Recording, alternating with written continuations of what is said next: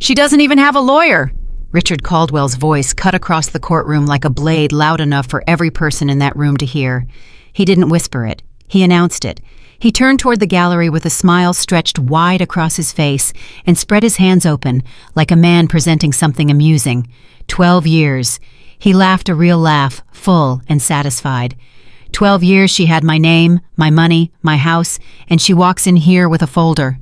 He looked directly at Claire and said it slowly, deliberately, like he wanted each word to land. Nothing. That's what you are. Nothing. If this story already has you feeling something, please take a moment to subscribe to our channel and hit that notification bell so you never miss a story like this one. And when you're done watching, drop a comment and tell us what city you're watching from. I love seeing how far these stories travel.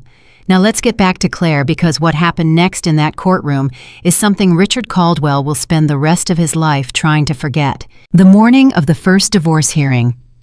Claire Bennett woke up at 4:30 in the morning and lay completely still in the dark, staring at the ceiling of her sister-in-law's spare bedroom, listening to the silence of a house that was not her own. She had been sleeping in that room for 6 weeks, ever since the night she finally walked out the front door of the home she had lived in for 11 of her 12 years of marriage, carrying 2 suitcases, a box of documents, and nothing else. No furniture, no art, no savings. Richard had made sure of that. She dressed carefully that morning. She pressed her best blazer with a travel iron she borrowed from her sister-in-law's linen closet. She combed her hair in front of a mirror no bigger than a paperback book. She ate half a piece of toast standing at the kitchen counter and drank her coffee black because she had forgotten to buy creamer, and she was not going to ask for anything from anyone that morning. She was 44 years old. She had a folder of documents she had organized herself over 3 sleepless nights, and she was about to walk into a Los Angeles County Superior courtroom alone to face the man who had spent 12 years telling her she was nothing. She told herself she was ready. She was not ready. The moment she pushed through the courtroom doors and saw Richard already seated at the petitioner's table, relaxed, groomed his attorney, whispering something in his ear that made both of them smile, Claire felt something drop out of her stomach like a stone. Richard was wearing a charcoal suit she recognized. She had picked it out for him. She had taken it to the dry cleaner, pressed it, hung it back in his closet. She had done those things without being asked, the way she did everything in that marriage, quietly and without expectation of acknowledgement. He did not look at her when she entered. She made her way to the respondent's table, set her folder down, pulled out her chair, and sat. There was no attorney next to her. There was no paralegal, no associate, no familiar face leaning over to whisper reassurance. There was only the empty chair beside her and the sound of Richard's attorney shuffling papers like a man with all the time in the world. The courtroom filled slowly. Claire kept her eyes forward. She was aware of people entering behind her, aware of the low murmur of conversation, aware of someone settling into the gallery seats. She did not turn around. She focused on breathing, in through the nose, out through the mouth. She had read that somewhere. She practiced it in the parking garage for 10 minutes before she walked inside. When she finally did allow herself to glance toward the gallery, she saw Melissa, Richard's girlfriend, sitting in the 3rd row, wearing a cream-colored blouse and an expression so satisfied it looked practiced. Claire turned back to face the front. She had known about Melissa for almost 2 years. She had found out the way wives always find out, not in one dramatic moment, but in the accumulated weight of small discoveries. A credit card charge for a restaurant she had never been to, a hotel receipt in a jacket pocket, a text message that appeared on his watch while he was in the shower, just long enough for her to see the name before the screen went dark. She had spent those 2 years performing the role of a woman who did not know, because Richard had made it abundantly clear over the course of their marriage that confrontation came with consequences, and Claire had learned to measure every word before she spoke it.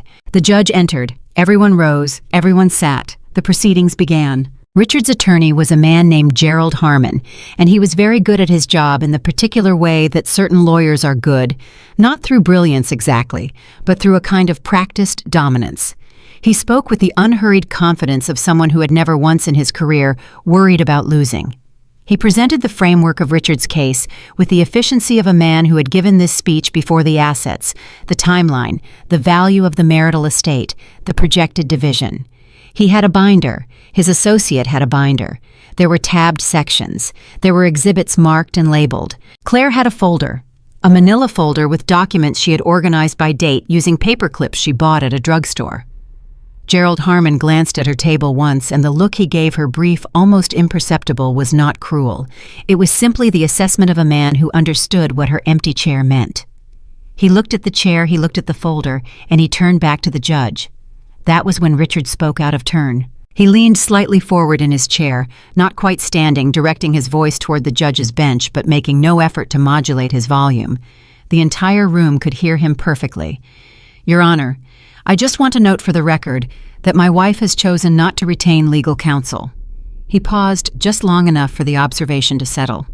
"I think that tells us something about where her head is." Gerald Harmon placed one hand lightly on Richard's arm, the gesture of a professional managing a client, but he did not correct him. He did not ask him to stop. And the judge, a man in his 60s named Honorable Patrick Sheridan, looked up from his papers and said nothing, which in itself communicated something. Richard settled back in his chair. And then, because Richard had never in his life encountered a situation he did not feel entitled to narrate, he added quietly enough to suggest he was speaking only to Gerald, but loudly enough that it carried, "She left her career. She has no connections. She couldn't afford someone like you." The woman sitting in the third row behind him covered a smile with her fingers. Someone in the gallery laughed. Just a single sound, brief and quickly suppressed, but it was there. Claire did not move. She pressed her feet flat against the floor, and she breathed, and she looked at the front of the courtroom, and she told herself what she had been telling herself for 6 weeks: just survive this moment, just this one, then the next. But something was happening behind her that she did not know about. The rear doors of this courtroom had not fully closed after the last person entered. There was a faint mechanical sound, hinges, rubber stoppers against a marble floor, the sound of someone entering quietly, deliberately trying not to disrupt the proceedings. But the doors to courtroom 14 of the Los Angeles County Superior Court were heavy oak and brass, and when they opened with a weight that announced itself. The judge looked up. Gerald Harmon looked up. Several members of the gallery turned. Claire, still fixed on breathing, still staring forward, did not turn. She heard the footsteps first, measured, unhurried, the kind of footsteps that belonged to someone who was not in a hurry because they did not need to be. She heard the footsteps cross the length of the courtroom, heard them slow as they reached the respondent's table, heard the soft impact of a leather briefcase set carefully on the table beside her. And then a voice said, with a quiet authority that required no elevation in volume, "Your Honor, I apologize for the interruption. I'm here to represent Ms. Bennett." Claire turned. The man standing beside her was 6 feet tall, 51 years old, with silver at his temples, and the kind of stillness that takes decades to cultivate. He wore a dark navy suit that was neither flashy nor inexpensive. He carried himself the way people carry themselves when they have spent their careers walking into rooms where powerful people did not want them and winning anyway. He looked down at Claire with an expression she had not seen directed at her in a very long time. Warmth, certainty, the absolute unambiguous communication that she was not alone. Her mouth opened. She could not speak. Across the room. Richard Caldwell had not yet processed what was happening. He was still in the posture of a man who had just delivered a winning point, shoulders back, small, satisfied curve at the corner of his mouth. Gerald Harmon was already leaning toward his client, saying something quiet and urgent. Richard waved him off, still looking at the man standing beside Claire with the careless confidence of someone expecting a minor inconvenience. "And who are you?" Richard asked, not bothering to disguise the dismissal in his voice. The man beside Claire did not look at Richard. He spoke to the judge. "Daniel Bennett, Your Honor. I'm Ms. Bennett's legal counsel." He set his briefcase on the table with the smooth deliberation of a man placing the first piece of a chess game. "I have here my notice of representation and my motion to request a brief continuance to allow me to review the filings made by opposing counsel." Judge Sheridan leaned forward slightly. "Mr. Bennett," he paused. "Daniel Bennett." "Yes, Your Honor." There was a moment of silence in the courtroom that was difficult to characterize. It was not dramatic silence, not the kind that happens when someone shouts or when something breaks. It was quieter than that. It was the silence of recalibration, of people adjusting their understanding of what kind of room they were sitting in. Gerald Harmon, who had not survived 31 years of California civil litigation without learning to read a room, straightened slowly in his chair. He set down his pen. He folded his hands on top of his binder. The expression on his face did not change, but the quality of his attention shifted in a way that anyone watching carefully would have noticed. Richard noticed none of this. Richard said, "Is this a joke?" He said it still half smiling, still performing for the gallery, still operating under the assumption that he was the most important person in the room. He looked at Gerald Harmon and made a gesture, just a small one, a subtle spreading of his hands that communicated his amusement at whatever this was. Gerald Harmon did not smile back. That was the first moment Richard registered that something had changed. "Counsel," said Judge Sheridan, addressing Daniel Bennett directly. "You're familiar with our local rules regarding late appearances. I am your honor. I have filed the appropriate documentation with the clerk's office. The timestamp will reflect that the filing was made prior to the commencement of today's hearing." Daniel opened his briefcase and removed a single document which he carried to the clerk's desk himself, set it down, and returned to the table. The whole movement took perhaps 45 seconds and communicated through its economy and precision that this was not a man who made procedural mistakes. Judge Sheridan reviewed the document the clerk passed to him. The courtroom waited. Claire sat completely still beside her brother, because that was who he was. Though she still had not fully processed it, still had not allowed herself to fully believe it, and she watched Richard's face while he was watching the judge. She watched the moment the satisfaction began to drain out of it. It happened slowly, the way light goes out of a room when clouds cover the sun, not all at once, but in degrees, a gradual diminishing. Richard turned to Gerald Harmon and said quietly, "Now the performance gone. Who is he?" Gerald Harmon answered in a voice that was professionally neutral, but that contained within it, if you were listening for it, the faintest edge of concern. "Daniel Bennett, corporate litigation. He had a significant practice out of San Francisco. He's been semi-retired for the last several years, but before that..." He paused, reorganizing something in his mind. He argued before the California Supreme Court 4 times. He won 3. His specialty was financial concealment cases. Richard stared at him. "Financial concealment," he repeated. "Yes," said Gerald Harmon. And then, with the careful neutrality of a professional delivering information he would prefer not to deliver, "That's cases where one party to a dispute has hidden assets."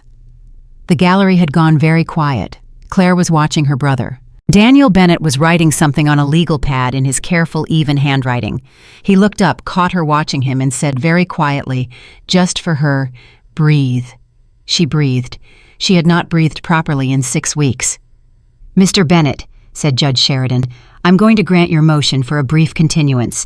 We'll reschedule the preliminary hearing for 2 weeks from today. I trust that will give you adequate time to review opposing counsel's filings." "It will, Your Honor. Thank you." The judge began gathering his papers. Richard stood, not in the formal procedural way of a man rising when court is adjourned, but with the abrupt energy of someone who had something urgent to say and was having difficulty containing it. "Your Honor," he said, "I'd like to object to this continuance. The delay is prejudicial to my clients." "Your client is the petitioner, Mr. Caldwell," said Judge Sheridan without looking up. The motion was granted. He stood. "We're adjourned." The gavel came down. In the gallery, Melissa uncrossed her legs and stared at the front of the courtroom with an expression that had lost all of its earlier ease. Richard turned to Gerald Harmon. "Fix this," he said. Gerald Harmon gathered his papers with the methodical calm of a man who had no intention of saying in a public courtroom what he actually thought about his client's situation. "We'll talk in my office," he said. And then he added almost under his breath, "Bring everything." Richard did not immediately understand what he meant by everything. He would understand very soon. At the respondents' table, Claire had not moved. Daniel was repacking his briefcase, and the courtroom was filling with the low sound of people rising, conversations beginning again, the room returning to its ordinary state. But at that table, in that small radius, everything was still. Claire said very quietly, "How did you know?" Daniel clicked his briefcase shut. He looked at her. "I've known where you were for 3 years, he said. "I've been watching. I didn't want to come back into your life and disrupt it if you were..." He stopped. He chose different words. "I didn't want to make things harder for you." "So what changed?" she asked. He looked at her with an expression she remembered from childhood, from a version of this man she had not seen in 25 years, a version that had existed before everything went wrong between them and between their family. And he said, "He laughed at you." She stared at him. "I was watching from outside," Daniel said. "I could see through the window in the door. I watched him lean back in that chair and laugh at you in front of a courtroom full of people." His voice did not change. It remained calm, controlled, the voice of a man who had trained himself to keep emotion off his face and out of his tone. "And I walked in." Claire looked down at her hands. For 12 years, she had been trying to make herself small enough to be safe. She had shrunk herself, arranged herself, minimized herself, until she genuinely could not remember what size she had originally been. She had left her job as a project manager at a mid-level architecture firm because Richard had needed her available. She had stopped seeing her friends because they made Richard uncomfortable. She had stopped calling her sister because her sister had said once carefully that she was worried about her, and that conversation had triggered an evening she did not want to revisit. She had simply stopped and kept stopping until stopping was the only thing she knew how to do. "I wasn't always like that," she said. Daniel said nothing. "In the beginning he was—" She stopped. "I know how that sounds. It sounds like someone describing a man who understood exactly how to present himself before he had you where he wanted you," Daniel said. His voice remained even. "That's not your mistake, Claire. That's his method." She looked at him. "You can't know that from the outside," she said. "I know it from the financial records," he said, "which I've had for 8 months. The air between them changed. 8 months, she said. "I retained a forensic accountant in January." He said it simply as a statement of fact, as though this were entirely ordinary. "When I started looking at the structure of Caldwell Enterprises and the way the marital finances were organized, I wanted to make sure I had everything documented before I involved myself." He looked at her steadily. "Richard has been moving money for a long time, Claire. Long before the divorce petition. Long before Melissa. What I found is not a man who made some poor financial decisions during a difficult marriage." He paused. "What I found is a system." The last of the gallery was emptying. The court clerk was filing papers. In the corner of her vision, Claire could see Melissa moving toward the exit, her cream blouse catching the light, her heels making efficient sounds against the floor. She did not look at Claire. "How bad is it?" Claire asked. "That depends," Daniel said, "on which side of the table you're sitting on." He picked up his briefcase. "For Richard, it's quite bad." He looked at his sister for the first time with something that was not entirely professional composure, something that looked more like a man who had been carrying something heavy for a long time and had finally set it down. "For you, it changes everything." She wanted to ask him 27 years of questions. She wanted to ask him why he left and where he had been and whether he had thought about her and whether the things she remembered from childhood were real or whether she had constructed them from loneliness. She wanted to ask him all of it. Instead, she said, "Where do we start?" And Daniel Bennett said, "We already have." The 2 weeks that followed were the most disorienting of Claire's life, and that was a competition with some formidable contenders. Daniel worked out of a borrowed office downtown, a small conference room on the 11th floor that belonged to a friend from law school who had retired but kept the space. The room had a long table, adequate lighting, and more importantly, a commercial-grade document shredder that went entirely unused for the duration of Daniel's time there, because Daniel Bennett did not shred documents. He cataloged them. He cross-referenced them.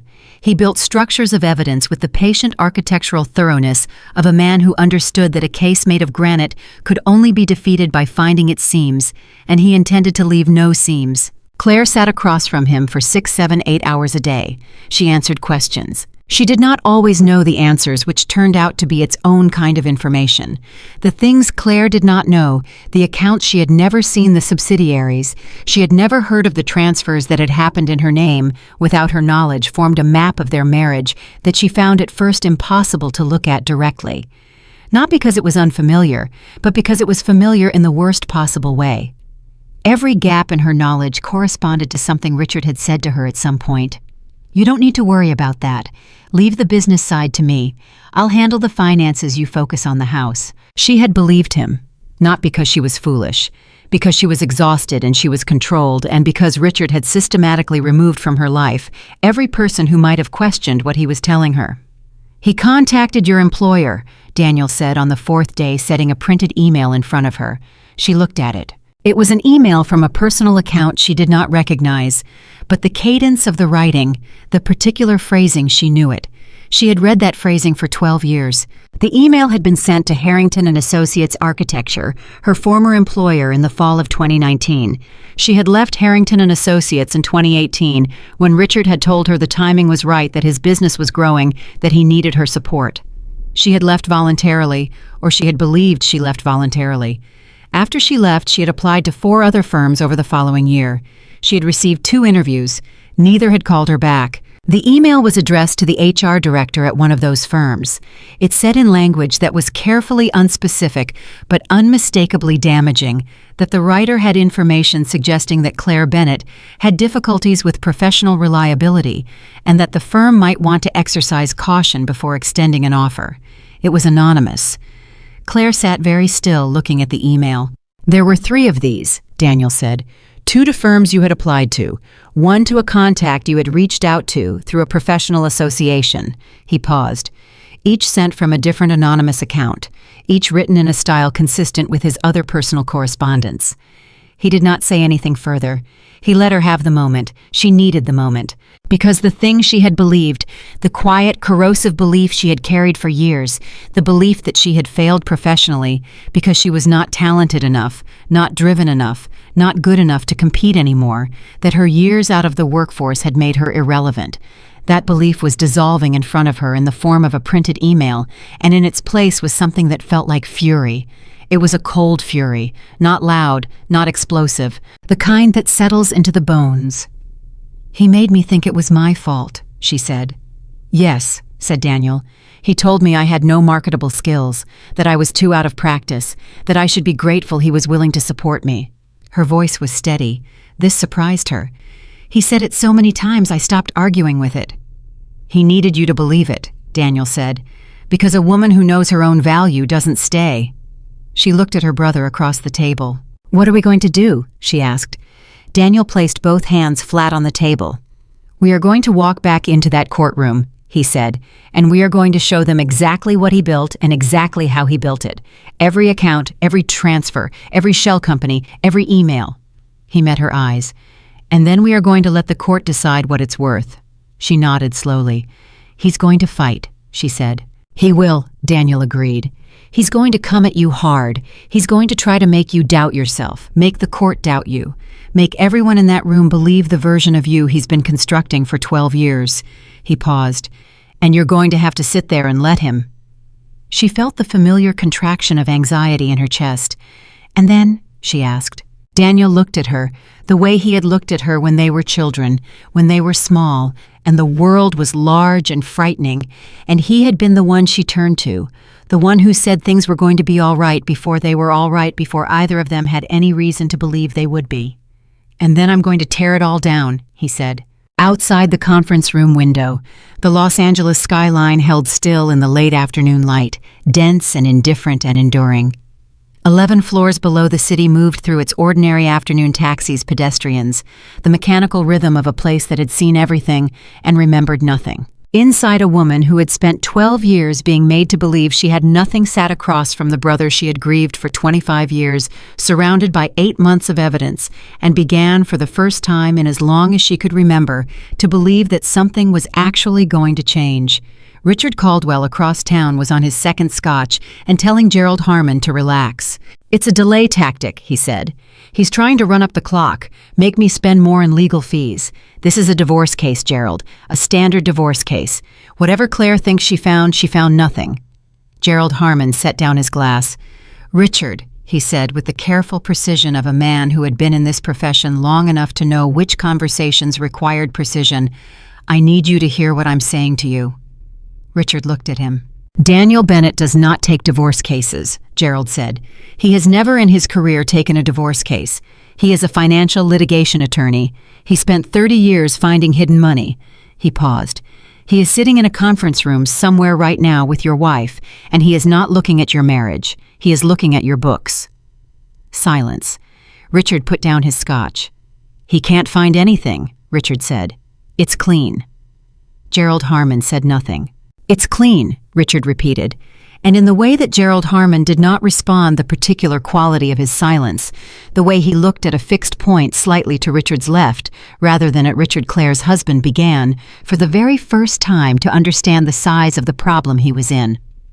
Gerald Harmon did not sleep well the night after Daniel Bennett walked into courtroom 14. I knew this because he was still at his desk at 2 a.m, a cold cup of coffee beside his keyboard, working through everything he could find on Daniel Bennett's case history. Not because he doubted his own abilities. Gerald Harmon had won 41 of his last 47 cases, and the 6 he lost. He could explain precisely, point by point, the way a surgeon explains a complication, clinical, detached, educational. No, he was not reading because he was afraid. He was reading because he was thorough, and the more thorough he was, the less comfortable he felt. Daniel Bennett had argued his first major financial concealment case in 1998. A corporate executive in Sacramento had hidden $11 million in a network of Nevada-registered LLCs before a partnership dispute went to trial. Bennett had found every dollar. He had found money the opposing forensic accountants had certified did not exist. He had found it not by being smarter than the accountants, the profiles said, but by being more patient. He had followed the money the way water follows gravity, not forcing it, not guessing.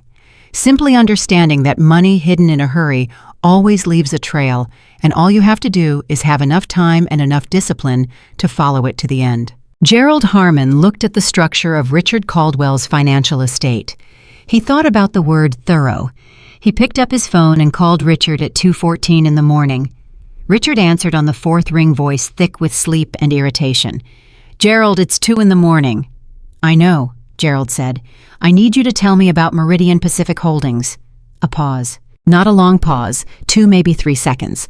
But Gerald Harmon had been doing this long enough to know that a 2-second pause in response to a yes or no question was its own kind of answer. "It's a holding company," Richard said. "Standard structure. My accountant set it up. And Pacific Crest Ventures." Another pause. "Same thing," Richard said. "Gerald, what is this about?" "I'm going to need a complete list," Gerald said, "of every entity, every LLC, every holding company, every trust, every account that is connected to you in any way, directly or indirectly. I need it by Friday morning."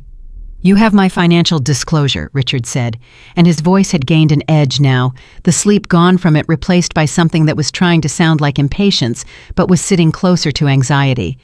"Everything is in the disclosure." Gerald Harmon said, "Richard, I have been practicing law for 31 years, and in 31 years I have learned to recognize when I am looking at a complete financial disclosure and when I am looking at a partial one." He let that settle. "I need the complete one." The silence on the line stretched long enough that Gerald looked at his phone to confirm the call was still connected. "Everything in my disclosure is accurate," Richard said finally. "I'm sure it is," Gerald said. "I need the rest of it." He ended the call. He sat back in his chair and looked at the ceiling and thought about the expression on Daniel Bennett's face when he walked into that courtroom. Not the confidence was common, confidence was cheap. It was the specificity of his calm that bothered Gerald. The man had walked in knowing exactly what he was walking into, knowing exactly what he had, knowing exactly how far ahead of the opposing table he already was. That was not the face of a lawyer showing up to help his sister. That was the face of a lawyer who had been building a case for months and was finally ready to open the door. Gerald Harmon turned back to his computer. He had a lot of reading left to do. Across the city, in the borrowed conference room on the 11th floor, Daniel Bennett was still awake too. He was not reading. He was organizing. There was a difference, and the difference was important. Reading was gathering. Organizing was the moment you decided how to use what you had gathered, and the how was everything in a courtroom. The sequence mattered. The timing mattered. You did not put your strongest evidence first, because the strongest evidence needed the foundation of everything that came before. It needed the jury or the judge to have already traveled a certain distance before you asked them to arrive at a destination that shocked them. You built toward it. You constructed the architecture carefully, and then you let the evidence speak. Claire had gone back to her sister-in-law's house at 9 o'clock. Daniel had insisted, and she had resisted, and he had finally said with the calm authority that she was slowly relearning was simply how he communicated, "You need to sleep, because the next 2 weeks are going to require everything you have, and you cannot give everything you have if you are running on nothing." She had gone. He had stayed. He was thinking about the emails. The 3 anonymous emails Richard had sent to Claire's prospective employers, those were damaging, but they were damaging in a way that was personal, emotional, illustrative of character. They would matter to a judge. But Daniel had learned over 3 decades that the evidence that changed a case was not always the evidence that made people angry.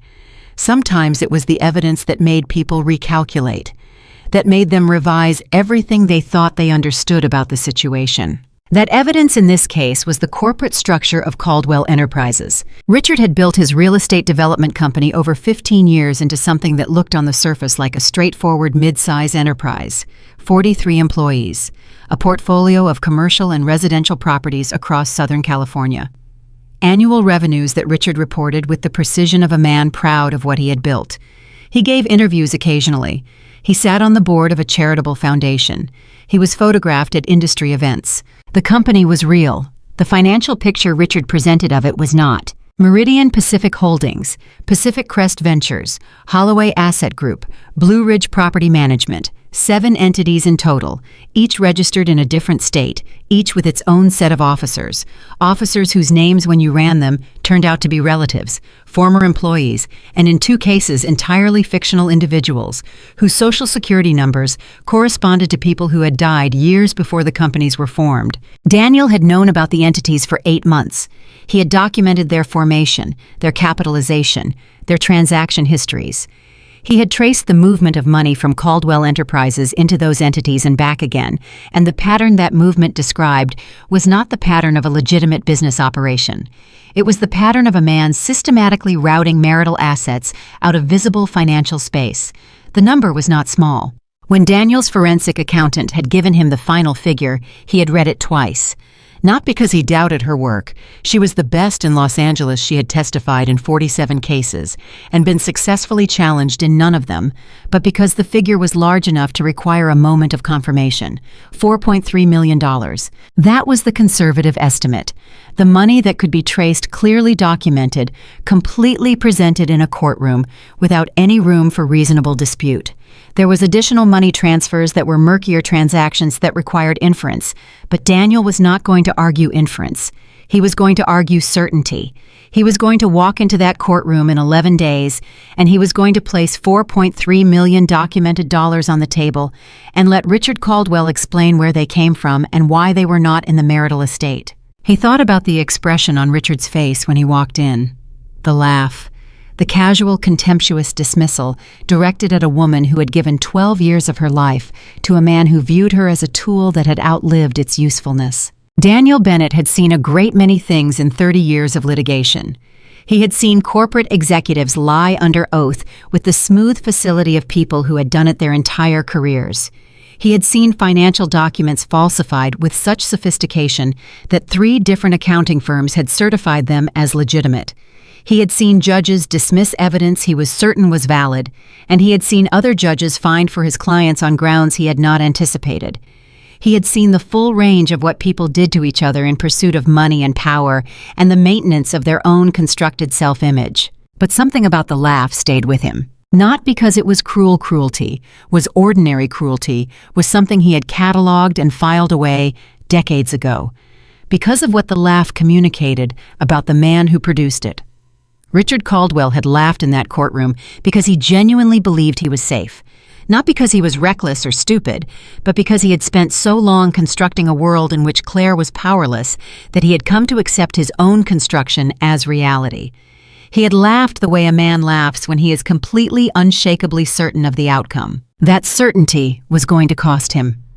The 2 weeks passed, the way high-pressure time always passes simultaneously, too slow and too fast, each day carrying the weight of the one before it. Claire spent the mornings in the conference room with Daniel and the afternoons doing something Daniel had prescribed, and that she had initially resisted. She called people. Not friends exactly. Most of her friendships had been quietly, systematically allowed to dissolve over the years of her marriage, one unanswered text at a time, one canceled plan at a time, one gradual withdrawal at a time. But she had a list of names, People she had worked with at Harrington and Associates, a former colleague named Patricia who had texted her 3 years ago saying she missed her and had received at Richard's indirect insistence no reply. A woman named Joan from her professional association who had reached out twice about a project opportunity and received silence. She called Patricia first because Patricia was the one she was most afraid to call. Patricia picked up on the second ring and said, "Claire Bennett, I have been waiting for this call for 3 years, and you have a lot of explaining to do." Claire laughed. It came out of her unexpectedly, the laugh, like something that had been stored under pressure and had finally found a release valve. She sat in the borrowed conference room with her phone pressed to her ear, and she laughed and Patricia laughed with her, and for a few minutes they were just two women catching up the way ordinary people caught up without weight or strategy or anything required of them. Then Claire told her what had happened. Not everything. Not the forensic accounting, not the shell companies, not the full architecture of what Daniel was building. But the marriage, the control, the years of being managed and minimized and made to feel that her value was a favor Richard was extending to her rather than a quality she carried herself. Patricia was quiet for a long moment when she finished. Then she said, "I knew something was wrong. 3 years ago when I reached out and you didn't answer, I knew. Because you were not a person who didn't answer. That wasn't you." Claire held the phone and said nothing. "He changed you," Patricia said, "but not permanently. You hear me? I'm listening to your voice right now, and it's still there. You're still there." The day before the hearing, Richard called Claire's cell phone. She almost didn't answer.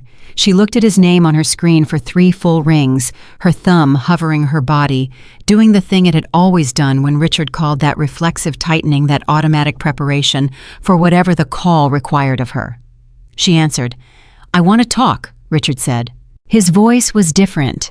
Not the courtroom voice, not the performance voice, the one calibrated for audiences.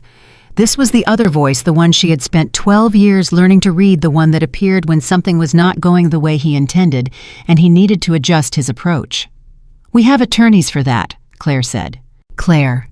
He said her name the way he used to say it early in their marriage, with a softness that had once made her believe she was the most important thing in his world. She recognized now what that softness was. It was a technique. "I think we can work this out without making it uglier than it needs to be. I think we both want to walk away from this with something." "I agree," Claire said. A brief pause.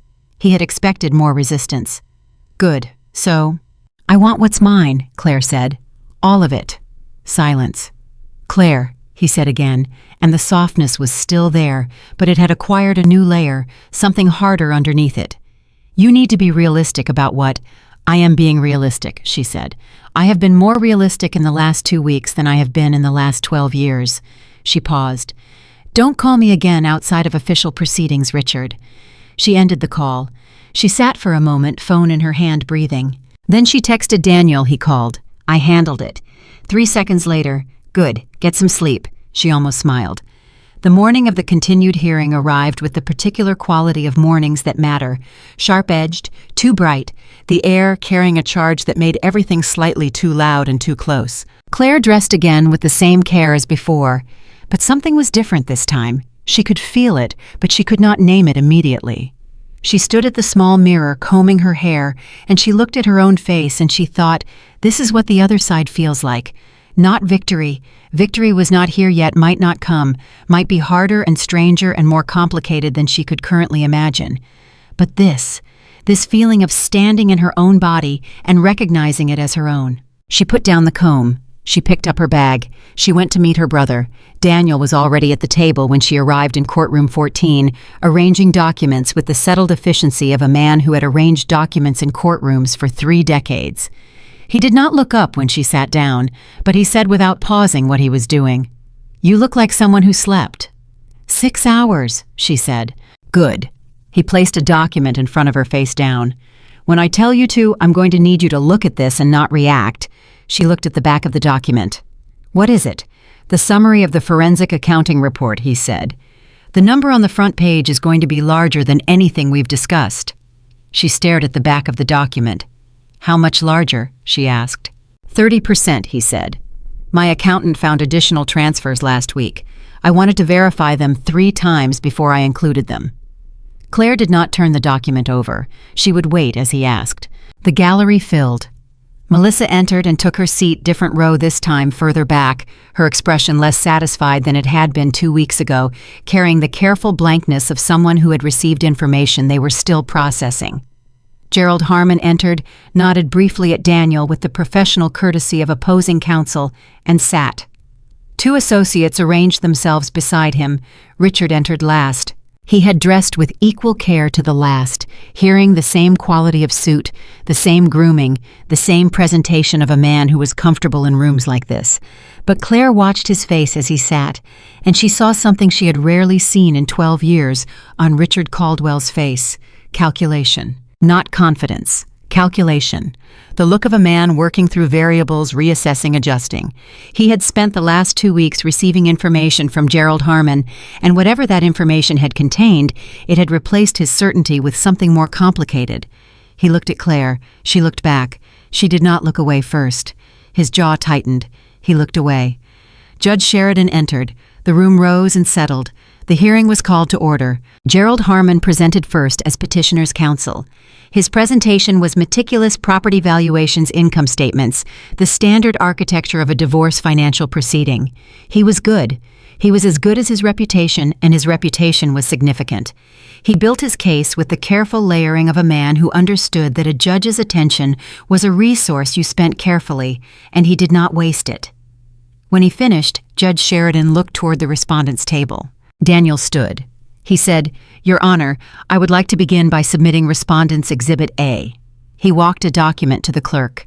The clerk logged it, stamped it, passed a copy to Gerald Harmon. Gerald Harmon looked at the cover page, and his expression did not change, but he set it down on the table in front of him with slightly more care than he had set down the last document.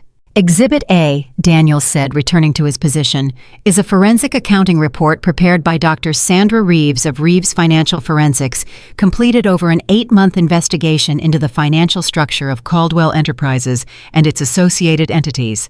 He paused. Dr. Reeves has been certified as an expert witness in 47 California civil proceedings. She has never been successfully challenged on methodology. Judge Sheridan looked at the document. He turned to page 1. He was quiet for a moment. Then he looked up, and he looked at Richard Caldwell, and something passed across his expression. Not judgment, not yet, because judges were trained not to show judgment in this phase, but an alertness. The alertness of a man who had just read something that required him to pay closer attention. Mr. Harmon, the judge said, has petitioner's counsel had an opportunity to review this report? Gerald Harmon said with careful neutrality, "We received a copy this morning, Your Honor, and we would request time to respond appropriately." How much time? A pause. 2 weeks, Your Honor, Daniel said from his position. Respondent has no objection to a 2-week review period, Your Honor.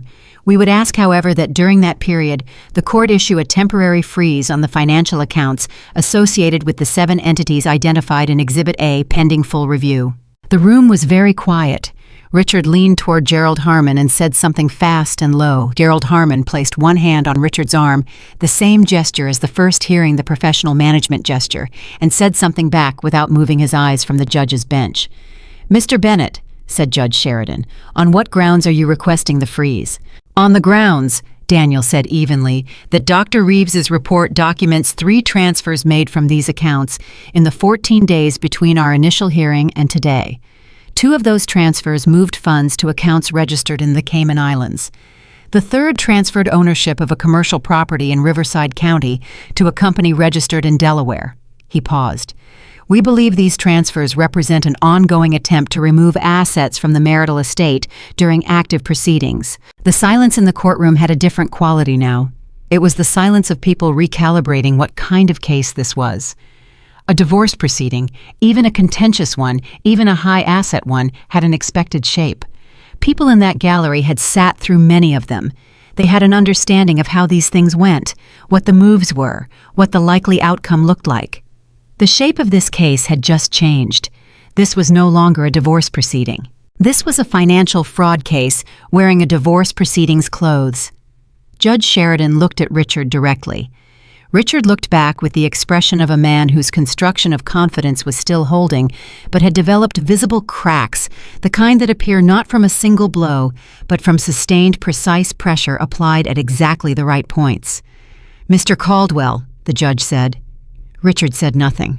"Mr. Caldwell," the judge repeated, and the repetition itself communicated something. "The court is looking at documentation of fund transfers made during active divorce proceedings. I'd like to hear from petitioner's counsel about these transfers." Gerald Harmon rose. To his credit, Gerald Harmon was excellent under pressure. He presented a response that was measured, articulate, and made 3 legitimate points about the nature of the transfers and their relationship to Richard's standard business operations. He was good. Under other circumstances against other documentation, he might have been good enough. But Daniel Bennett had 8 months of documentation. And he had Dr. Sandra Reeves, who had found the transfers, traced the accounts, and identified not 3 transfers but 7. Because in the last 2 weeks, Richard Caldwell or someone acting on his behalf had accelerated the pace of movement. When Daniel rose to respond to Gerald's 3 points, he addressed each one directly, simply without rhetorical elevation, and then he said, "Your Honor, I would now like to submit Respondent's Exhibit B." He carried a second document to the clerk. Gerald Harmon received his copy, and this time he did not set it down carefully. He stared at the cover page for 2 full seconds before he turned to the next page, and something in his stillness communicated to Richard, who was watching his attorney's face the way a passenger watches a pilot's face during turbulence, that the news was not good. "Exhibit B," Daniel said, "documents 4 additional transfers identified by Dr. Reeves in the 48 hours prior to today's hearing. The total value of assets moved since the commencement of proceedings now stands at $2.1 million. Combined with the $4.3 million documented in Exhibit A, we are asking the court to consider a total hidden asset figure of $6.4 million. Richard Caldwell's face went very still. It was the stillness of a man doing rapid, desperate arithmetic. The woman in the gallery, Melissa, had both hands in her lap, fingers interlaced, looking at the back of Richard's head. Judge Sheridan set down his pen. He looked at Richard Caldwell with the full measured attention of a man who had been a judge for 19 years and had developed over those 19 years the capacity to look at a person in his courtroom and understand with reasonable accuracy what that person had done. He said, "I'm granting the freeze request, effective immediately. All accounts associated with the entities identified in Respondents' Exhibits A and B are hereby frozen pending full review." He turned to Gerald Harmon. "Counsel, I expect a comprehensive response to both exhibits within 2 weeks. I would also strongly advise petitioner to consult with counsel about the full range of implications of the evidence before this court." Gerald Harmon said, "Understood, Your Honor." The gavel came down. Richard did not move for a moment.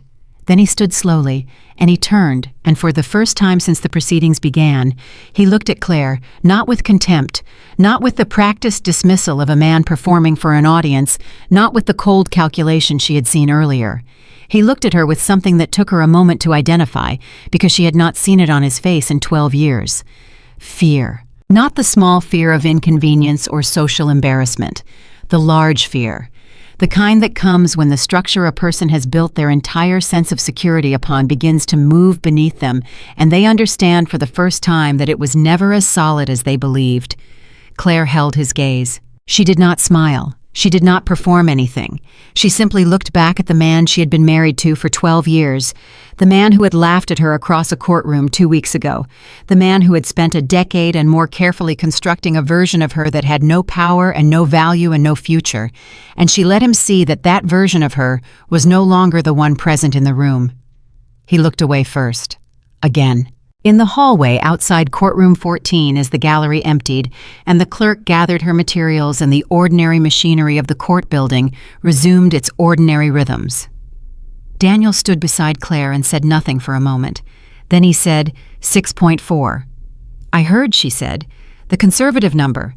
There may be more." She nodded slowly. "Are you all right?" he asked. She thought about the question seriously, the way she had recently begun to take questions seriously rather than answering them reflexively, with whatever response required the least follow-up. "I'm angry," she said. "Good," he said. "Not at you, not even really at him anymore." She stopped. "At myself, for how long I let it go." Daniel turned to look at her. You didn't let it go, he said. You survived it. There's a difference and it matters, and you're going to have to keep reminding yourself of that difference for a while until you actually believe it. She looked at her brother, at the face that was both completely familiar and entirely the face of a stranger, the face of a man who had been 25 years of her life she had not had access to. I have so many questions, she said. I know. About where you were, about why.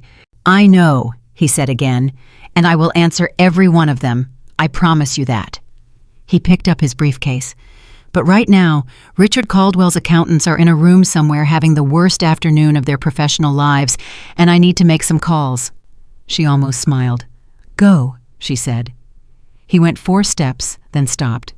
Patricia called me, he said without turning around. She stared at his back. She found me through the Bar Association 3 weeks ago. He paused. She said she'd been trying to reach you for 3 years, and she thought something was wrong, and she wanted to know if there was anything she could do. He turned then. I told her to wait, he said. I told her the time would come. I told her you'd call when you were ready. Claire felt something behind her eyes. You've been putting this together for a long time, she said. Since January, he said, officially. And unofficially. He was quiet for a moment.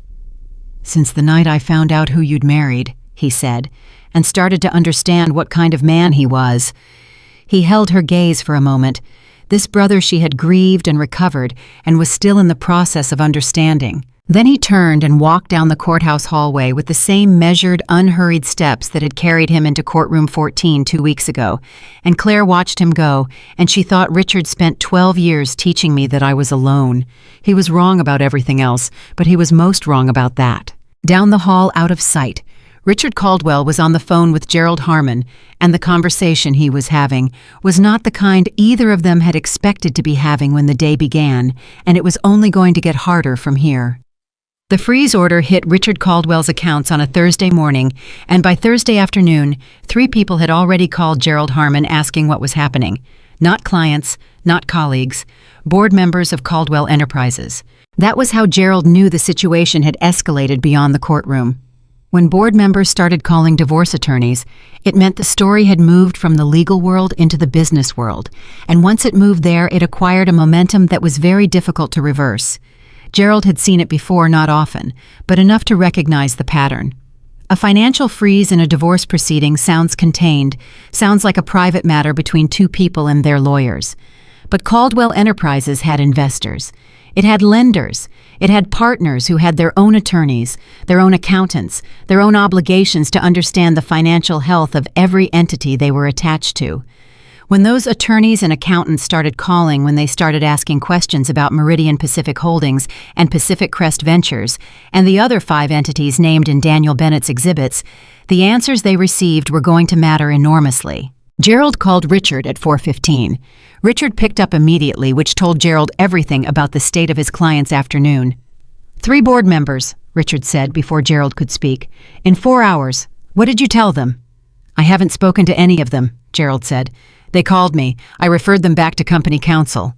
Company counsel is asking me the same questions. Gerald exhaled slowly. Richard, I need you to listen to what I'm about to say, and I need you to hear it as your attorney, not as someone you're accustomed to managing. A pause. Go ahead. The freeze is survivable, Gerald said. It's uncomfortable, it's disruptive, it creates questions you don't want to answer right now, but it is survivable. What is not survivable? What has the potential to move this situation into territory that is significantly beyond a divorce proceeding is if those board members or their attorneys or your lenders start finding things in the company's financials that they weren't looking for before Daniel Bennett filed those exhibits. He stopped. I need to know if they will find anything. Silence. Richard. Everything is structured correctly, Richard said. That is not what I asked. The silence on the line had a specific texture, the texture of a man measuring exactly how much to say and to whom a calculation he had made 1,000 times and was now making under conditions that had changed the variables considerably. Come to my office tomorrow morning, Gerald said.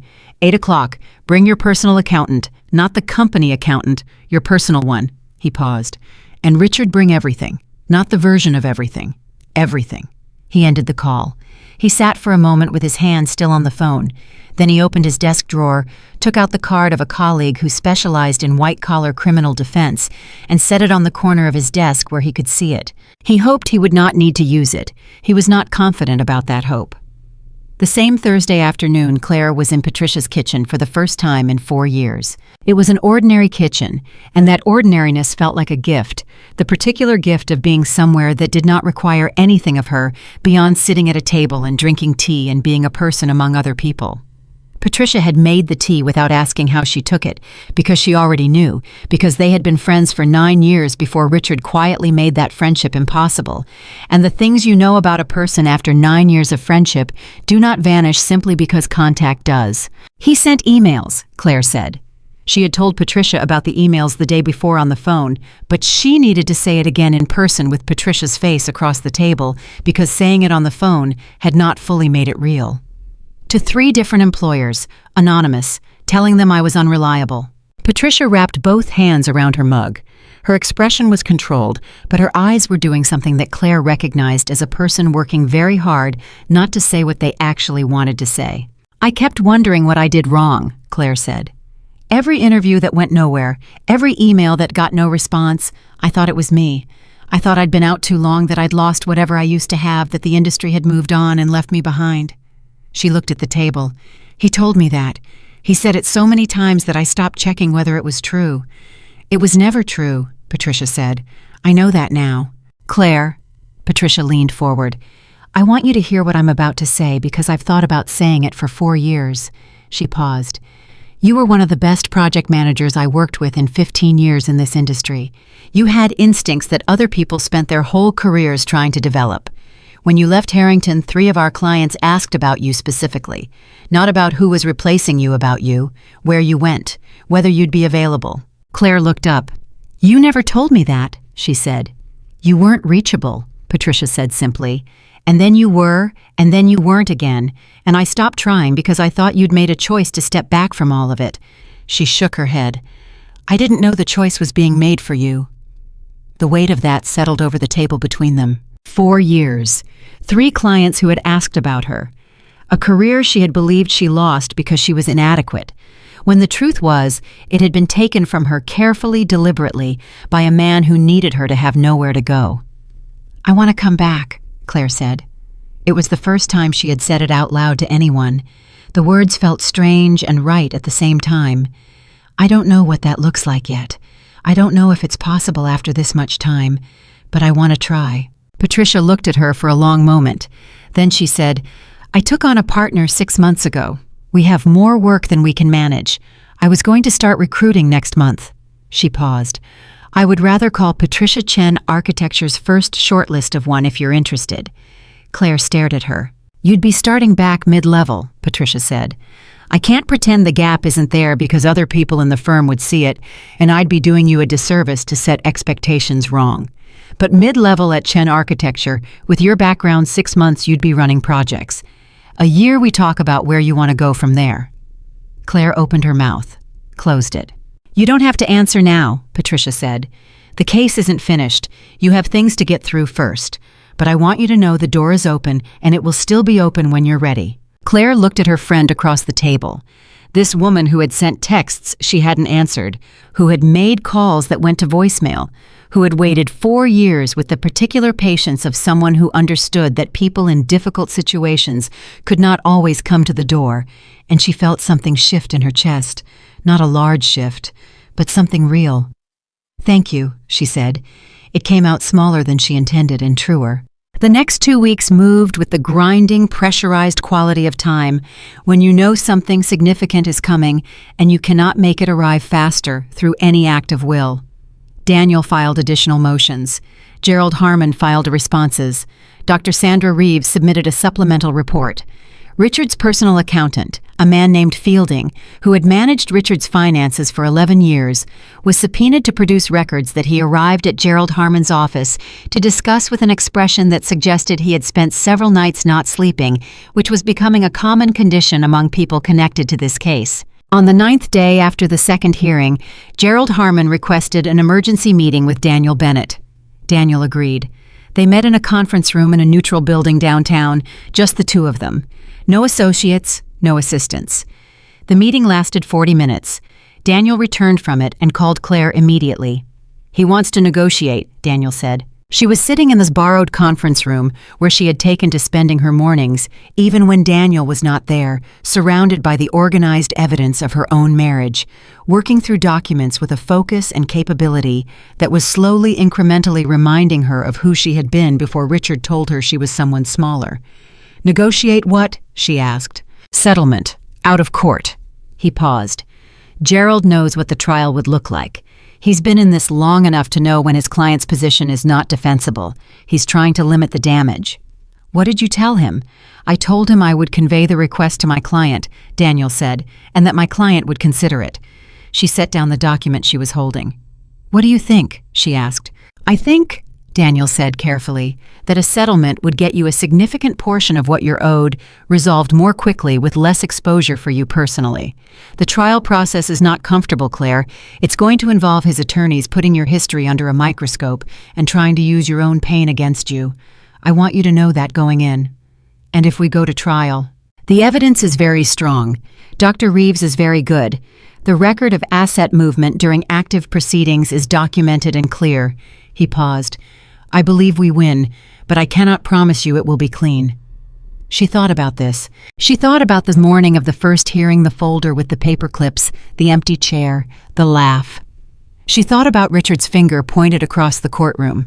She thought about 3 anonymous emails sent to 3 different employers by a man who had told her while sending them that she simply wasn't competitive enough anymore. "I want to go to trial," she said. A brief pause. "Tell me why," Daniel said. "Because a settlement is private," she said. "Because if we settle, it's over, it's done. The money gets divided and everyone moves on and nobody knows what he did. Not the board members, not the investors, not the women he's going to meet next after Melissa, after whoever comes after Melissa." She stopped. "He built a system, Daniel. You said it yourself. A system designed for a specific kind of person. And the only thing that stops a system is exposure." Daniel was quiet for a moment. "You understand," he said, "that going to trial means you will also be exposed.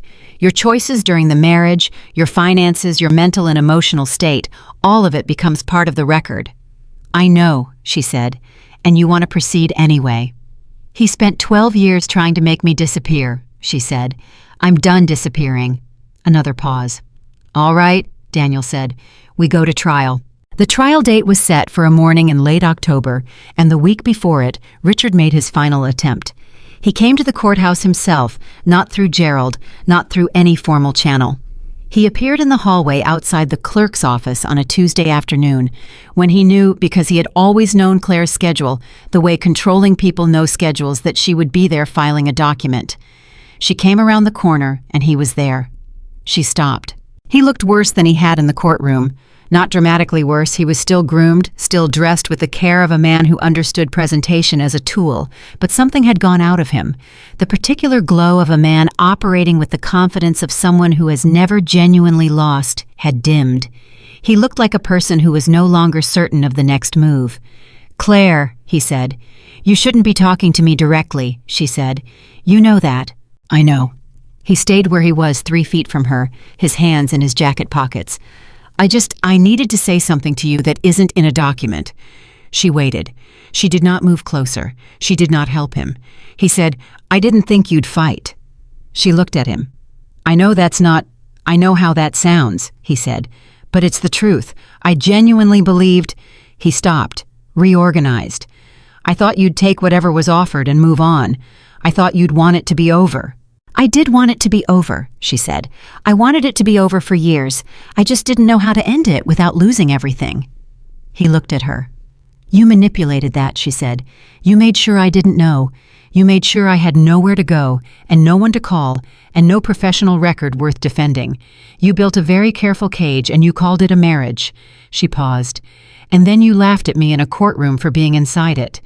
His face shifted, not to defense, not to attack, to something that looked briefly like recognition, like a man seeing something he had known somewhere beneath his own performance and was confronting without the performance for the first time. "I'm sorry," he said. It came out quietly. She studied him. "I don't need your apology," she said. "I'm past the point where your apology changes anything, but I'll tell you what I do need." She held his gaze. "I need you to stand in a courtroom and let the judge hear everything. Not because I want to hurt you, because someone needs to know what this looks like, what it actually looks like when someone does this to another person." She paused. "So when it happens to the next woman, maybe she'll know it faster than I did." Richard said nothing. She stepped around him and walked to the clerk's office. She did not look back. The morning of the trial, courtroom 14 was fuller than it had ever been for this case. Word had moved through the legal community, the way word moves through any professional community, quietly from one attorney to another, from one courthouse conversation to the next, that the Bennett trial was worth watching.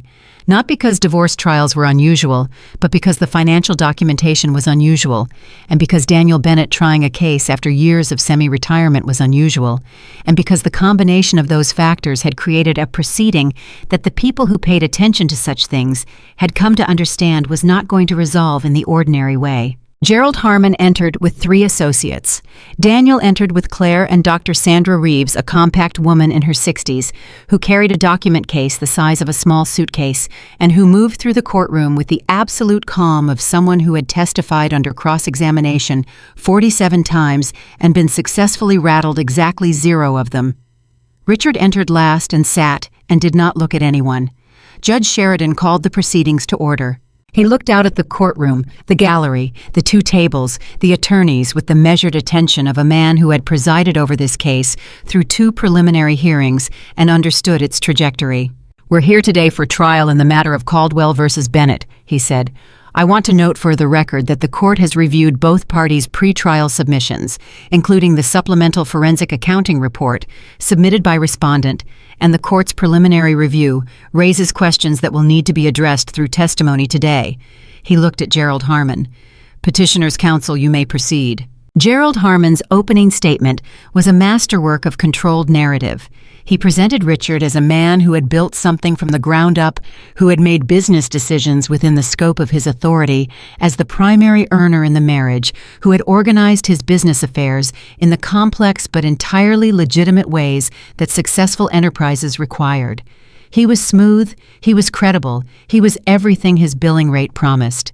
He spoke for 22 minutes, and when he finished, 3 people in the gallery were nodding. Then Daniel stood. He spoke for 11 minutes. He did not use sophisticated language. He did not build elaborate legal frameworks. He did what he had always done in courtrooms. The thing that 30 years of trial experience had taught him was more effective than any other approach. He told the truth as plainly as it could be told, in the order that made it most impossible to dispute. He said Richard Caldwell married a woman he believed would never fight back. He spent 12 years ensuring she would never have the resources, the support, or the professional standing to do so. He moved $4.3 million in marital assets into entities designed to conceal them. He moved an additional $2.1 million during the active proceedings. He sent anonymous correspondence to 3 employers to prevent his wife from rebuilding her career. And he did all of this, not impulsively, not accidentally, not in the heat of a difficult marriage, but with the systematic, deliberate patience of a man who had planned it from the beginning.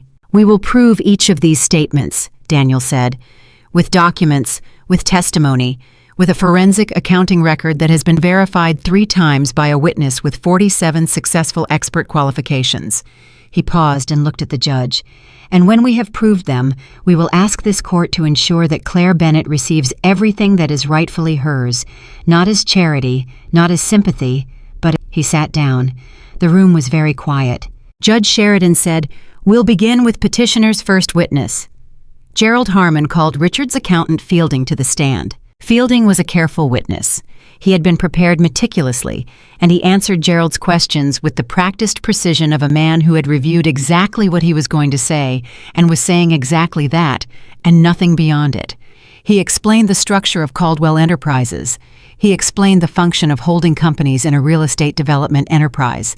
He explained the Cayman transfers as standard treasury management for an internationally active company. He was good. Then Daniel rose for cross-examination. He approached the witness stand with a single document in his hand. "Mr. Fielding," he said, "you've testified that the transfers to the Cayman account represent standard treasury management. Is that correct?" "That's correct," Fielding said. Can you tell me when Caldwell Enterprises first established Cayman Treasury operations? A pause. I'd have to review the exact date, Fielding said. I have the date, Daniel said pleasantly. According to the registration documents, the Cayman account was opened 14 days after the respondent filed for separation. He set the document in front of Fielding. Does that match your understanding? Fielding looked at the document. That may be accurate, he said carefully. It is accurate, Daniel said. So the treasury management operation that you've described as standard for an internationally active company was established 14 days into divorce proceedings. He paused. How long had Caldwell Enterprises been operational at that point? Approximately 12 years, Fielding said. 12 years of operation without Cayman Treasury Management, and then this account is opened 14 days into a divorce proceeding. Daniel looked at the judge, not at Fielding. No further questions. In the gallery, someone exhaled audibly.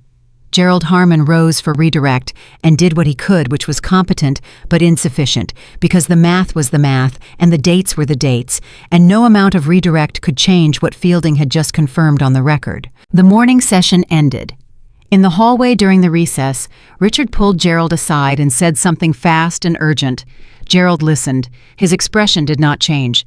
When Richard finished, Gerald said very quietly, "Richard, I need you to understand that what you're describing is not an option I can recommend."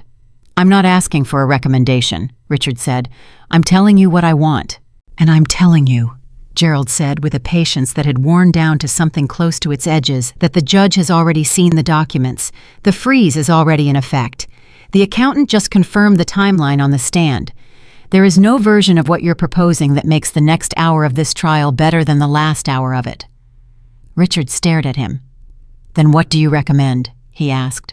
Gerald looked at his client, this man he had represented for 3 months, this man whose financial affairs he had reviewed with increasing discomfort and whose instructions he had followed with increasing reservation, and he said with the candor of a professional who had reached the limit of what professional loyalty required of him, "I recommend you let me approach opposing counsel about a settlement. You said we had a case." "We did," Gerald said. "Before the supplemental report, before Fielding on the stand this morning." He paused. "Richard, the number they're claiming is $6.4 million. If the judge agrees with that number and finds intentional concealment, and with the timeline we just put on the record, you are not looking at a civil divorce judgment. You are looking at potential referral for financial fraud investigation." He let that land. A settlement limits the record. A settlement keeps certain things out of the public filing. Richard was very still. "How much?" he said. "I don't know yet, but less than 6.4. Gerald straightened his jacket. "Let me talk to Bennett." The afternoon session opened with Daniel calling Dr. Sandra Reeves to the stand. Dr. Reeves testified for 97 minutes. She was, as her record suggested, exceptional.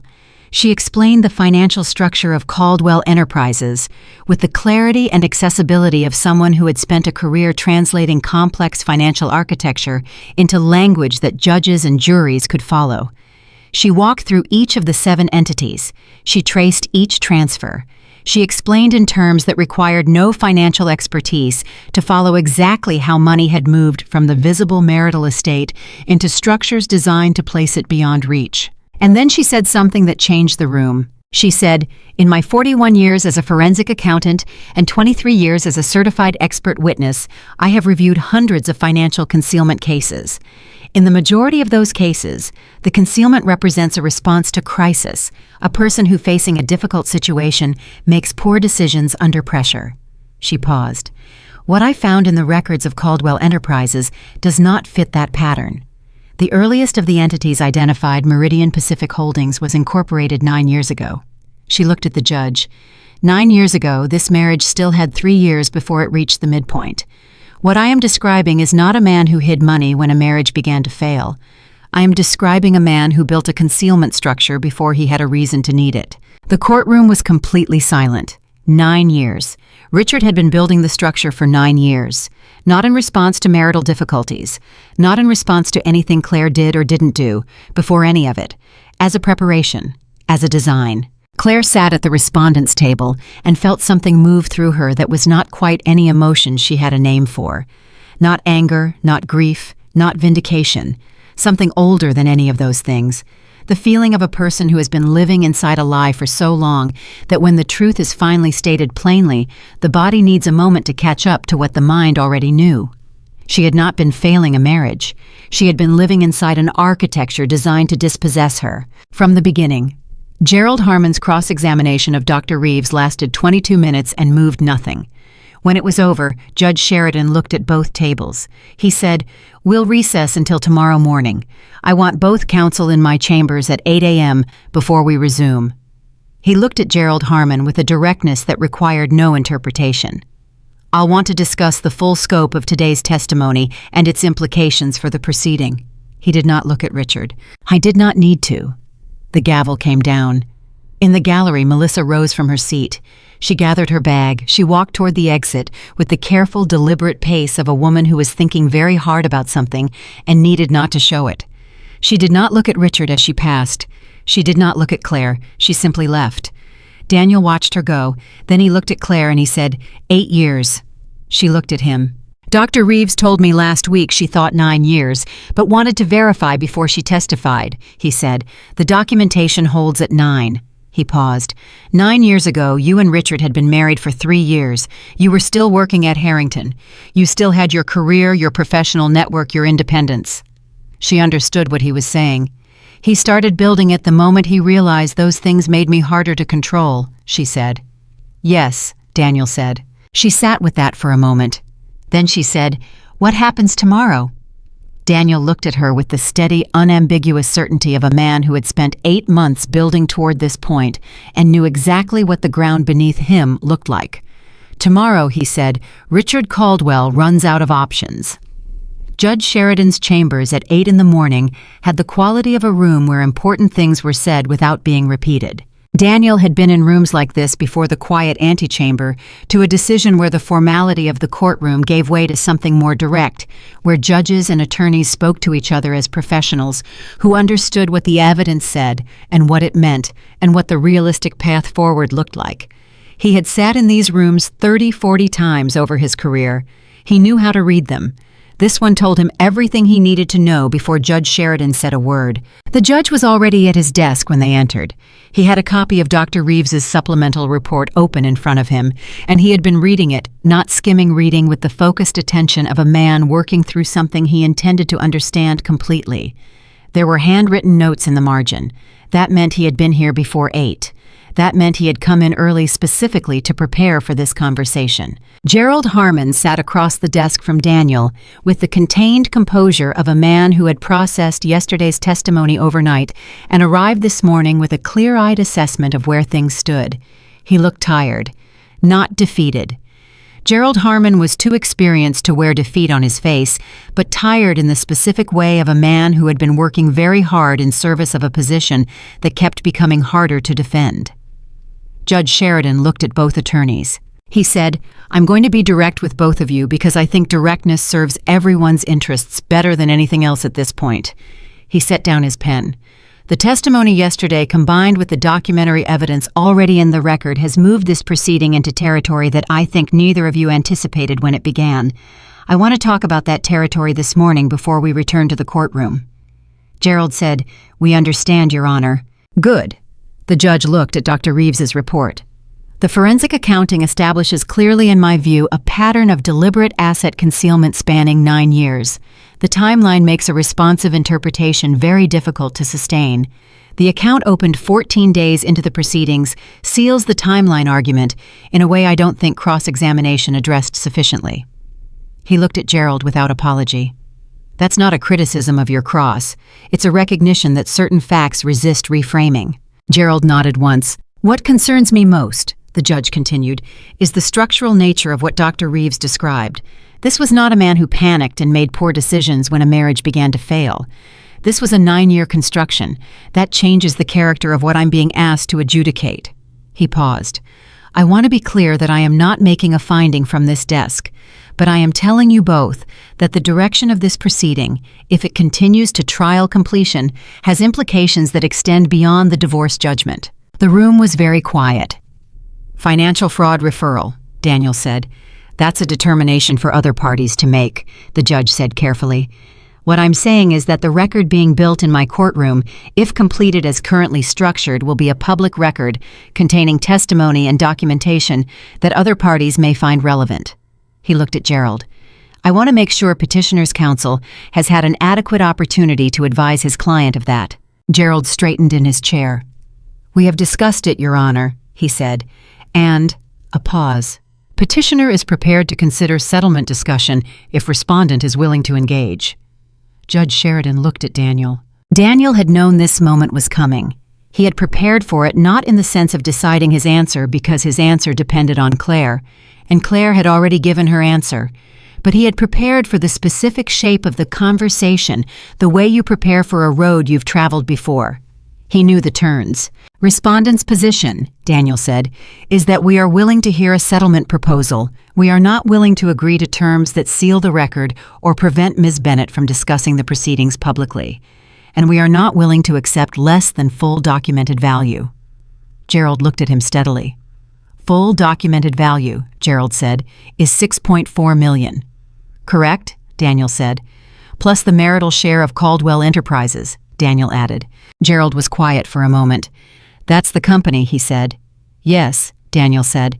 My client is legally entitled to a marital share of any asset acquired or developed during the marriage. Caldwell Enterprises was incorporated in year 2 of a 12-year marriage.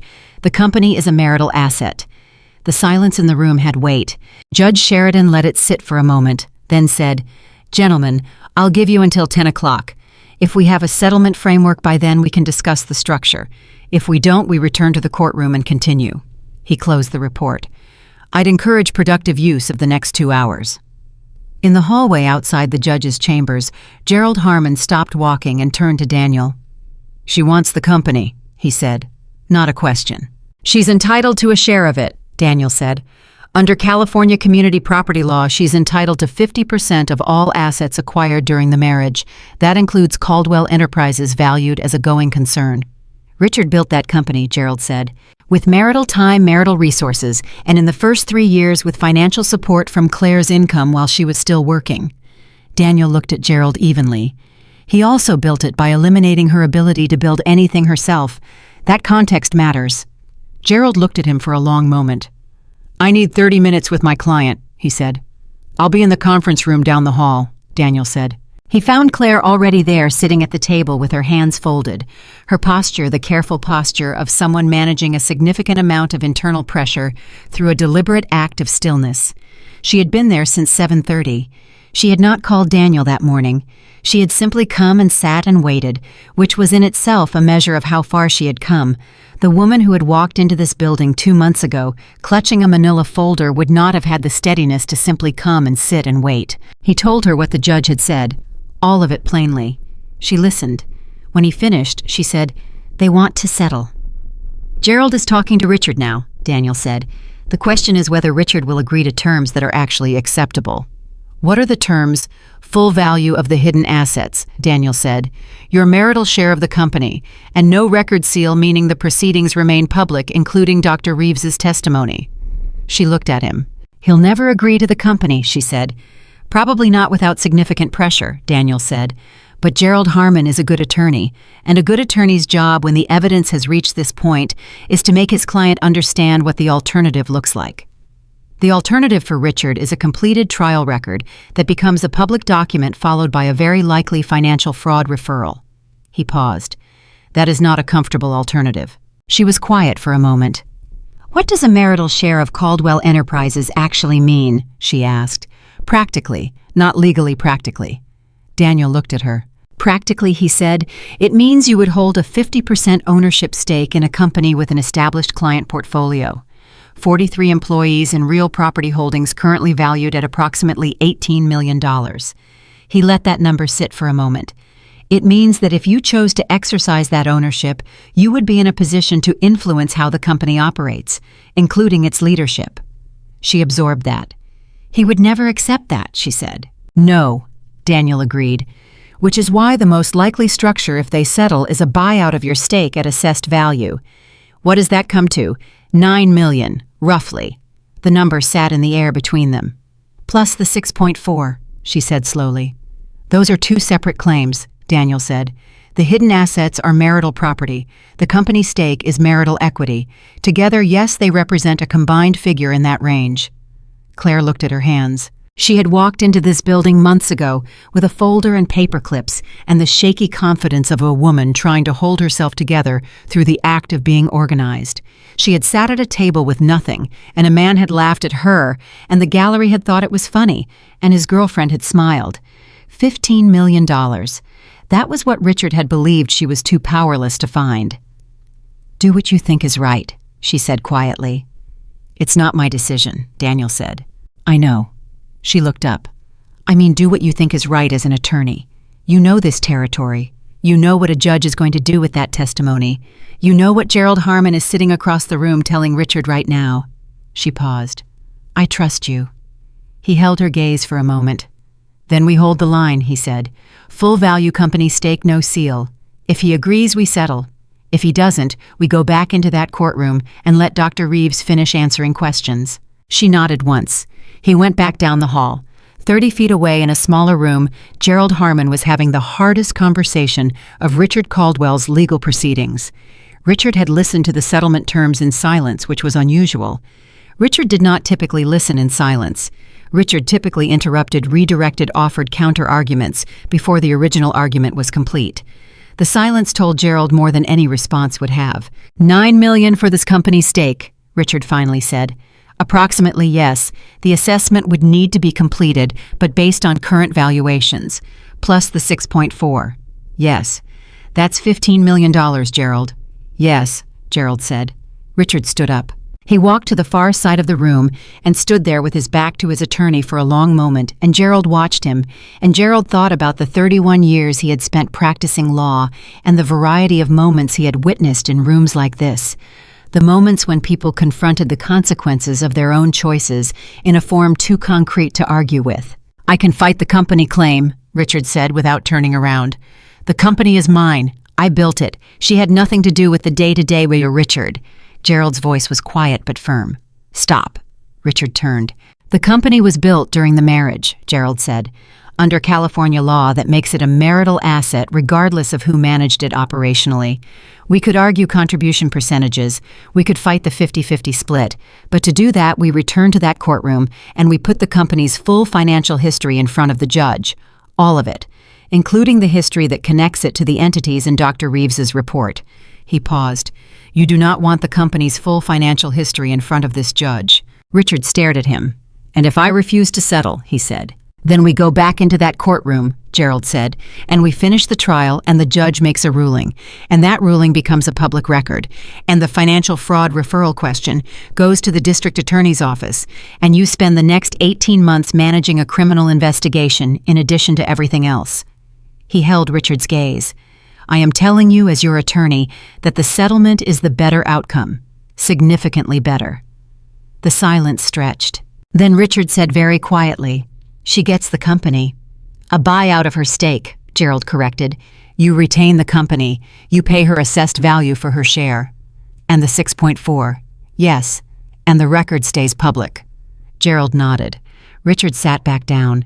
He sat for a long moment in the particular stillness of a man disassembling something he has spent years constructing and understanding as he does it, that the deconstruction is irrevocable. "Fine," he said. Gerald Harmon called Daniel Bennett's cell phone. The call lasted 4 minutes. At 9:53, 7 minutes before the judge's deadline, both attorneys were back in chambers.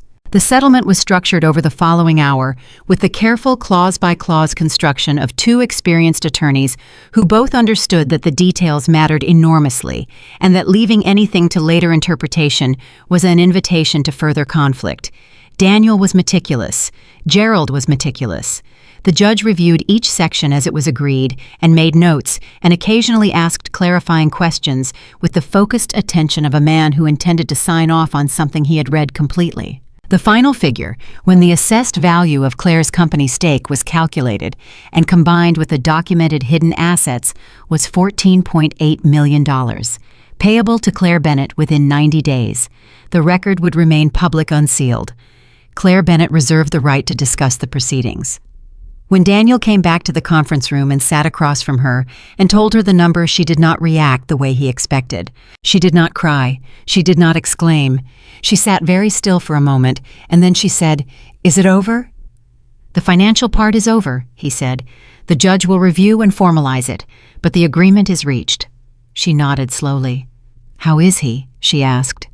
Daniel looked at her. "Why do you ask?" he said, not unkindly. "I don't know," she said.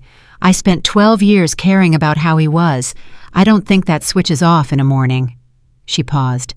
"I don't wish him anything, but I've lived inside this man's life for a very long time. It's strange to be on the other side of it." Daniel considered his answer carefully. "He looked," he said finally, "like a man who has spent a very long time believing he was protected and has discovered this morning that he was not." She was quiet. "That's not satisfaction," she said. "I thought it would feel like satisfaction." "What does it feel like?" he asked. She thought about it honestly. "It feels like standing in a room where a very loud noise has just stopped," she said, "and your ears are still ringing, and you're not sure yet what quiet sounds like." Daniel looked at his sister. "That's a reasonable place to be," he said. But the morning was not finished with revelations. At 11:15, as Daniel was reviewing the finalized settlement language in the conference room, his phone rang. It was Dr. Sandra Reeves. He answered immediately because Dr. Reeves did not make unnecessary calls. "I've been looking at something," she said without preamble. "I held it out of the supplemental report because I wasn't certain enough to testify to it. But now that the settlement is reached and it's no longer court testimony, I want you to know." "Tell me," Daniel said. "One of the entities," she said, "Holloway Asset Group. The registration documents list a secondary officer, someone I flagged but didn't have time to run fully before trial." A pause. "The secondary officer is listed as a consultant. The address on the registration is a mail drop in Pasadena, but the social security number traces back to a real person." "Who?" Daniel said. Dr. Reeves said a name. Daniel was quiet for 3 seconds. "Are you certain?" he said. "The SSN trace is clean," she said. "The person exists. What I can't tell you from the registration documents is whether they knew their information was used or whether it was used without their knowledge. That's a question for someone else to answer." Daniel thanked her and ended the call. He sat for a moment. Then he went back to the conference room and sat across from Claire and said, "There's something you need to know." She looked at his face and knew immediately that whatever it was not small. "The secondary officer on Holloway Asset Group," he said, "is listed as a consultant named Margaret Webb." Claire stared at him. The name registered slowly, the way names do when they belong to someone you have not thought about in a very long time. Margaret Webb, Richard's former business partner. The woman Richard had told Claire 3 years into their marriage had left the company after a disagreement over direction. The woman who had, according to Richard, taken a significant sum in a buyout and moved out of state. The woman. Claire had never met, never questioned, never thought about again after Richard told her the story, and she accepted it the way she had learned to accept everything Richard told her. "She may not have known," Daniel said carefully. "Or she may have been part of it from the beginning," Claire said. "Yes," he said, "or that." She looked at the table. "What does this mean?" she asked. "For the settlement, nothing. The settlement is finalized, the numbers are agreed." He paused. "For what happens next to Richard, it's a variable that complicates his situation considerably. If Margaret Webb was a knowing participant in the structure, then the fraud is larger than what Dr. Reeves documented. If she was a victim of identity use without consent, then Richard committed fraud against a business partner in addition to everything else." Claire looked at her brother. "Either way," she said slowly, "he's not finished." "No," Daniel said. "He's not finished." She sat with that for a moment. Then she said something that surprised him. "I want to find her," she said. "Margaret Webb. I want to know which one it was." He looked at her. "Why?" he asked. "Because if she didn't know if he used her the same way he used me, then she deserves to know what happened." She paused. "And if she did know, then I want to understand who else was in the room while I was living inside this." Daniel studied his sister's face. The woman across from him was not the woman who had walked into courtroom 14 holding a folder with paper clips. That woman had been carrying 12 years of erosion, the weight of a self that had been systematically reduced to its minimum viable form. This woman was something else. Not healed healing was a longer process than this, and Daniel was experienced enough with difficult things to know that the work she had ahead of her was significant. But present, fully present. Asking questions not from fear, but from the desire to understand completely, to know the full shape of what had been done to her, because you cannot rebuild on a foundation you haven't fully excavated. "I'll make some calls," he said. The afternoon formalities moved through the courthouse machinery with the efficient rhythm of resolved legal proceedings, documents signed, agreements logged. The judge's review completed the formal record, updated. Richard and Gerald left first. Claire and Daniel stayed to complete their portion of the paperwork, and by 3 in the afternoon, they were in the elevator descending. In the lobby, Claire stopped. She had not planned what she was about to say. It came from somewhere below, planning from the part of her that had been waiting through 6 weeks of sleeping in a borrowed room, and 2 months of evidence and a trial and a settlement, and the strange ringing quiet of an ending, waiting for a moment that felt real enough to say the things that needed saying. "Daniel," she said. He stopped. 25 years, she said. "I need to understand 25 years. He looked at her. "I know," he said. "I thought you left because you didn't want—" She stopped. "I thought I did something, or that the family did something, or that you simply—" Another stop. "I mourned you. Do you understand that I mourned you like you were gone?" His face, which had been professionally composed for the entirety of these proceedings, changed. Not dramatically. Daniel Bennett did not do dramatic. But something behind his eyes shifted, something that had been held in careful stillness, moved, and for a moment he looked less like an attorney and more like a man who was 51 years old and had been carrying something heavy for a very long time. "After the accident," he said. She knew which accident. The one that had taken their parents when she was 19 and he was 26. The thing that had broken the family structure in ways that neither of them had had the tools to repair. The accident that had sent her to a cousin's home, and him she had been told out of the state. "I thought you blamed me," she said, "because I was the one driving." The lobby was quiet around them. Daniel looked at his sister. "Claire," he said with a steadiness that cost him something, "I have never once blamed you, not for one day of 25 years. She stared at him. "Then why—" she started. "Because I blamed myself," he said simply, "for not being there, for being in San Francisco when the call came, for the 6 hours it took me to get back and what those 6 hours cost." He paused. "I did not leave you. I left the version of myself that had failed you, and I spent a very long time not being able to separate those two things." The lobby was completely silent. "And then?" she asked. "And then I was very good at my job for a very long time," he said, "and I convinced myself that was enough, that doing good work was a sufficient substitute for the things I had walked away from." He looked at her.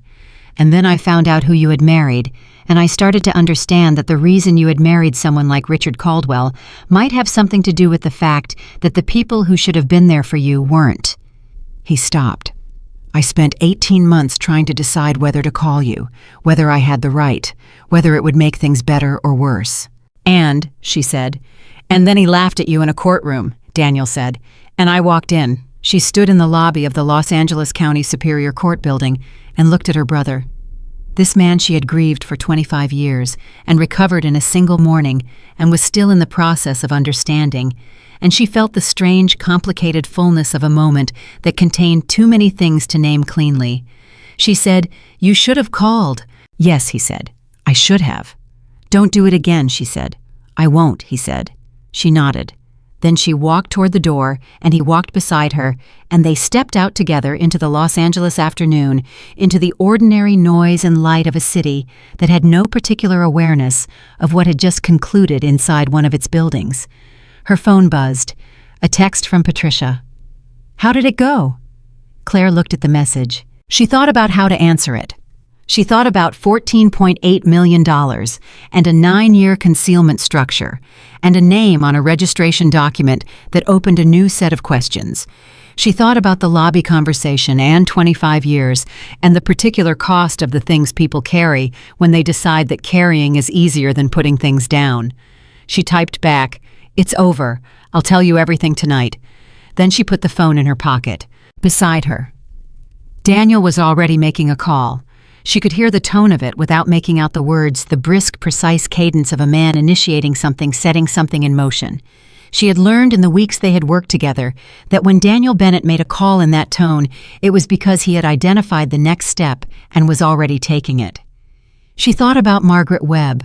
She thought about the question she had asked, which one was it, victim or participant? She thought about how the answer to that question would matter, not to the settlement which was done, but to the full accounting of what Richard had built and what it had cost, and who else had moved through it without knowing the whole shape of it. She would find out. They both would. But for now, for this one afternoon, walking out of that building into ordinary light, she allowed herself simply to be a person who had survived something that was designed to destroy her, who had walked into a courtroom alone and walked out with her brother beside her, who had gone from nothing to $14.8 million and a job offer and a phone full of conversations she had forgotten she was allowed to have. She allowed herself to be that person, just for this afternoon. Tomorrow, there was still work to do. Margaret Webb was not hard to find. That was the first thing Daniel told Claire when he called her the morning after the settlement, and the way he said it, not relieved, not satisfied, but with a particular flatness that signaled the information was more complicated than the finding told her immediately that what he had found was not simple. "She's in Scottsdale," he said. "She's been there for 8 years. She runs a small property management firm, 3 employees, modest operation." He paused. "I had a colleague run a preliminary background. She has no professional connection to Caldwell Enterprises after 2015. No financial ties, no correspondence, nothing." "So she didn't know," Claire said. "That appears to be the case," Daniel said. "But Claire, she also has a pending civil suit, filed 14 months ago against a former business partner." Another pause. "The suit alleges financial fraud, specifically that her identity and professional credentials were used without her knowledge to establish business entities." Claire sat very still. "She's already fighting him," she said. "She doesn't know it's him," Daniel said. "Her suit names a shell company as the defendant. The shell company is 3 layers removed from Caldwell Enterprises. Her attorney has been working through the layers for over a year and hasn't broken through yet." The weight of that settled over Claire. Margaret Webb, a woman she had never met, a woman who had been used the same way Claire had been used, stripped of something, without her knowledge, left to fight for it, without understanding completely what she was fighting. Fighting alone in Arizona against a wall of corporate structure for 14 months. "I want to call her," Claire said. "I know you do," Daniel said, "and I think you should. But I want to do something first." "What?" "I want to send her attorney the full Dr. Reeves report," he said. "Every page, the complete documentation of the Holloway Asset Group structure, the connection to Caldwell Enterprises, the financial history." He paused. "If her attorney has what we spent 8 months building, 14 months of dead ends resolves in about 2 weeks. Claire closed her eyes. She thought about 14 months. She thought about a woman in Scottsdale working through corporate walls, 1 layer at a time, with an attorney who was doing their best but did not have the key. She thought about what it felt like to be on the wrong side of information, to know something was wrong, to know you had been harmed, and to not yet have the evidence that made it provable. She had lived that feeling. She knew its exact weight. "Do it today," she said. "Already drafted," he said. "I wanted your approval before I sent it." "Send it," she said, "and then give me her number." The call between Claire and Margaret Webb happened on a Thursday morning 4 days after the settlement. Claire made it from Patricia's kitchen, seated at the same table where Patricia had offered her the job because she had come to associate that table with conversations that required courage. Margaret answered on the 3rd ring. Her voice was cautious, the caution of someone who had been fighting a legal battle for over a year and had learned that unexpected calls frequently contained complications. "Ms. Webb," Claire said, "my name is Claire Bennett. My brother is Daniel Bennett, the attorney who sent the forensic report to your attorney earlier this week." A silence. Then, "You're Richard Caldwell's wife." "His ex-wife," Claire said, "as of 4 days ago." Another silence longer. "I don't know what to say to you," Margaret said. Her voice had changed. The caution was still there, but underneath it something else had opened up. Something that sounded like a person who had been alone with something difficult for a very long time and had just heard a knock at a door they had stopped expecting to open. "You don't have to say anything yet," Claire said. "I just wanted you to know who sent it, and why." "Why?" Margaret asked. Claire thought about the answer. She had prepared something, a careful, clear explanation of her reasoning. She set it aside and said the true thing instead. "Because I know what it's like to be in a room that Richard built," she said. "And I know what it's like to not have the information that explains the room, and I didn't want you to stay in that room one day longer than necessary." The line was quiet. Then Margaret Webb said very quietly, "He used my name for 4 years. I found out by accident. A tax document got mailed to my address, the real one, not the mail drop by mistake. I didn't even know what Holloway Asset Group was." Her voice was steady, but held the particular quality of steadiness that takes effort. "I've been trying to prove it for 14 months. "I know," Claire said. "Your attorney has everything now, all of it. It traces directly." A long breath on the other end of the line. "Why would he do that?" Margaret said. "We parted professionally. The buyout was fair. I had no grievance against him. Why would he—" "Because you were useful," Claire said.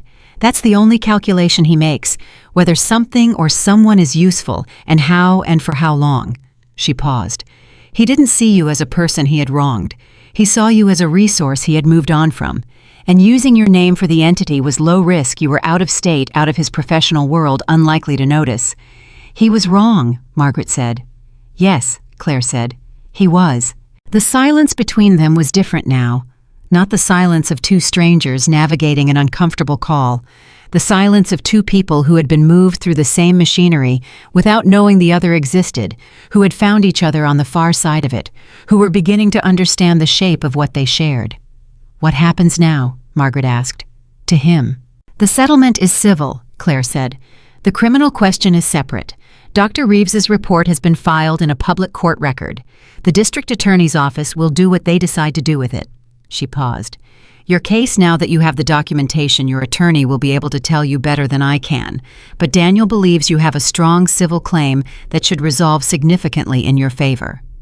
"I want to talk to your brother," Margaret said. "He's expecting your call," Claire said. When she hung up, Patricia, who had been making coffee on the other side of the kitchen, with the tactful pretense of not listening, turned around and set a mug on the table in front of Claire. She sat down across from her. "How did that feel?" she asked. Claire wrapped her hands around the mug. "Like something I should have been able to do a long time ago," she said. "And couldn't. And can now," she paused. "That's a strange feeling. It's not entirely good and it's not entirely bad. It's the feeling of a door that was locked being open." Patricia looked at her. "You've been describing a lot of things that way lately," she said. "Doors, rooms, things opening." "I know," Claire said. "I spent a long time in spaces that didn't have exits. I think my brain is still cataloging the exits." That was the beginning of October. By November, 3 things had happened that Claire had not predicted when she walked out of the courthouse on the afternoon of the settlement.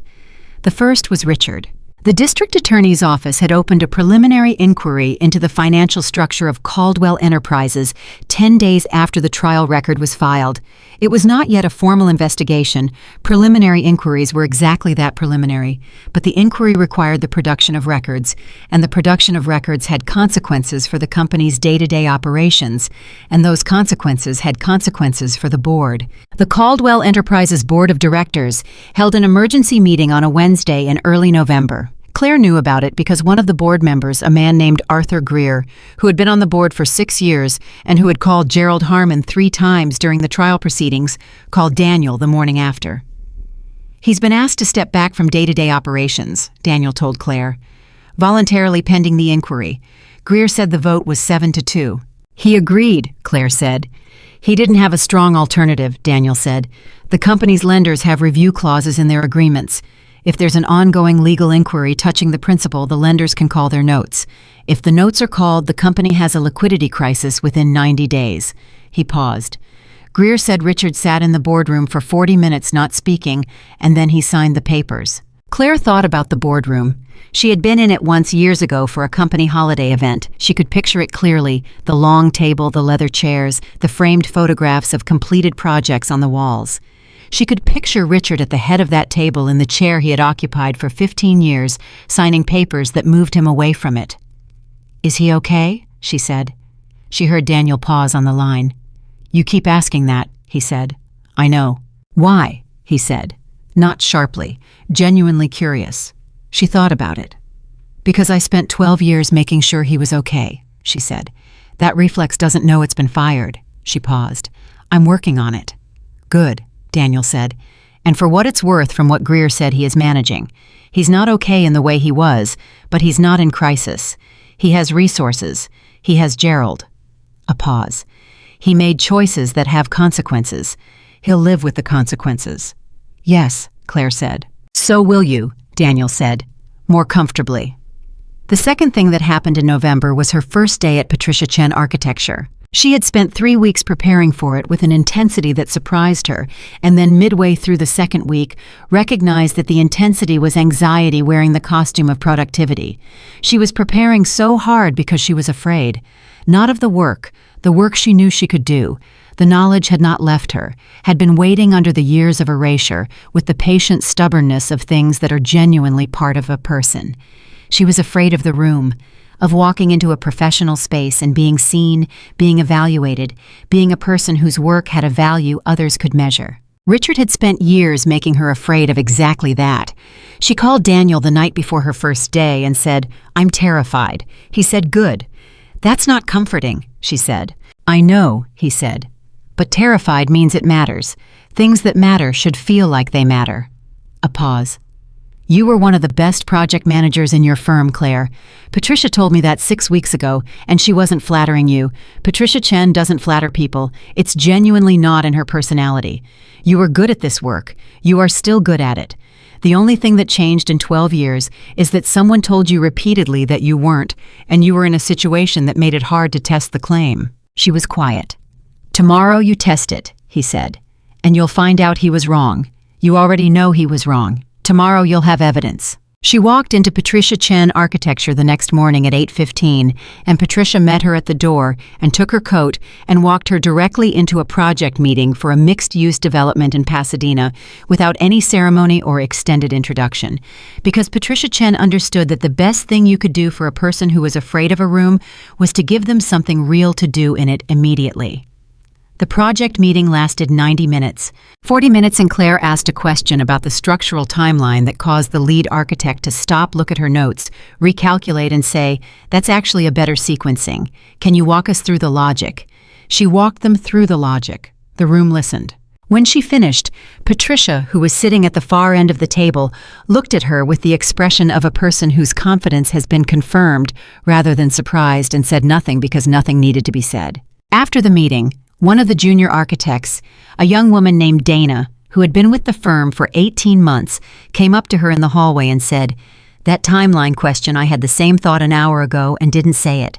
How did you know to say it?" Claire looked at her. "Because it was the right question," she said, "and right questions deserve to be asked." Dana nodded slowly. "Can I ask you something?" she said. "Go ahead." "Patricia said you've been away from the industry for a while," Dana said with the careful directness of someone who is asking what they actually want to know rather than what's polite. "How do you come back from that? How do you just walk back in and be that clear?" Claire looked at this young woman, 28 or 29, at the beginning of something, standing in a hallway with a genuine question on her face. "You remember what you know," Claire said, "and you decide that what someone else said about it doesn't count as evidence." She paused. "It takes practice, but the first step is deciding." Dana looked at her for a moment. "Okay," she said simply. Claire went back to her desk. She sat down and she opened the project files and she started working, and for the first time in 12 years, the work felt like hers. Not something she was allowed to do, not something she was borrowing on someone else's terms, but hers, as it had always been waiting for her to come back to it.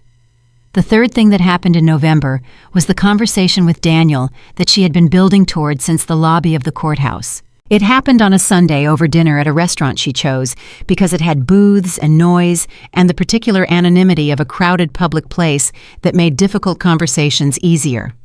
She had found in the weeks since the settlement that the 25-year gap between them was closing faster than she had expected, but not without effort.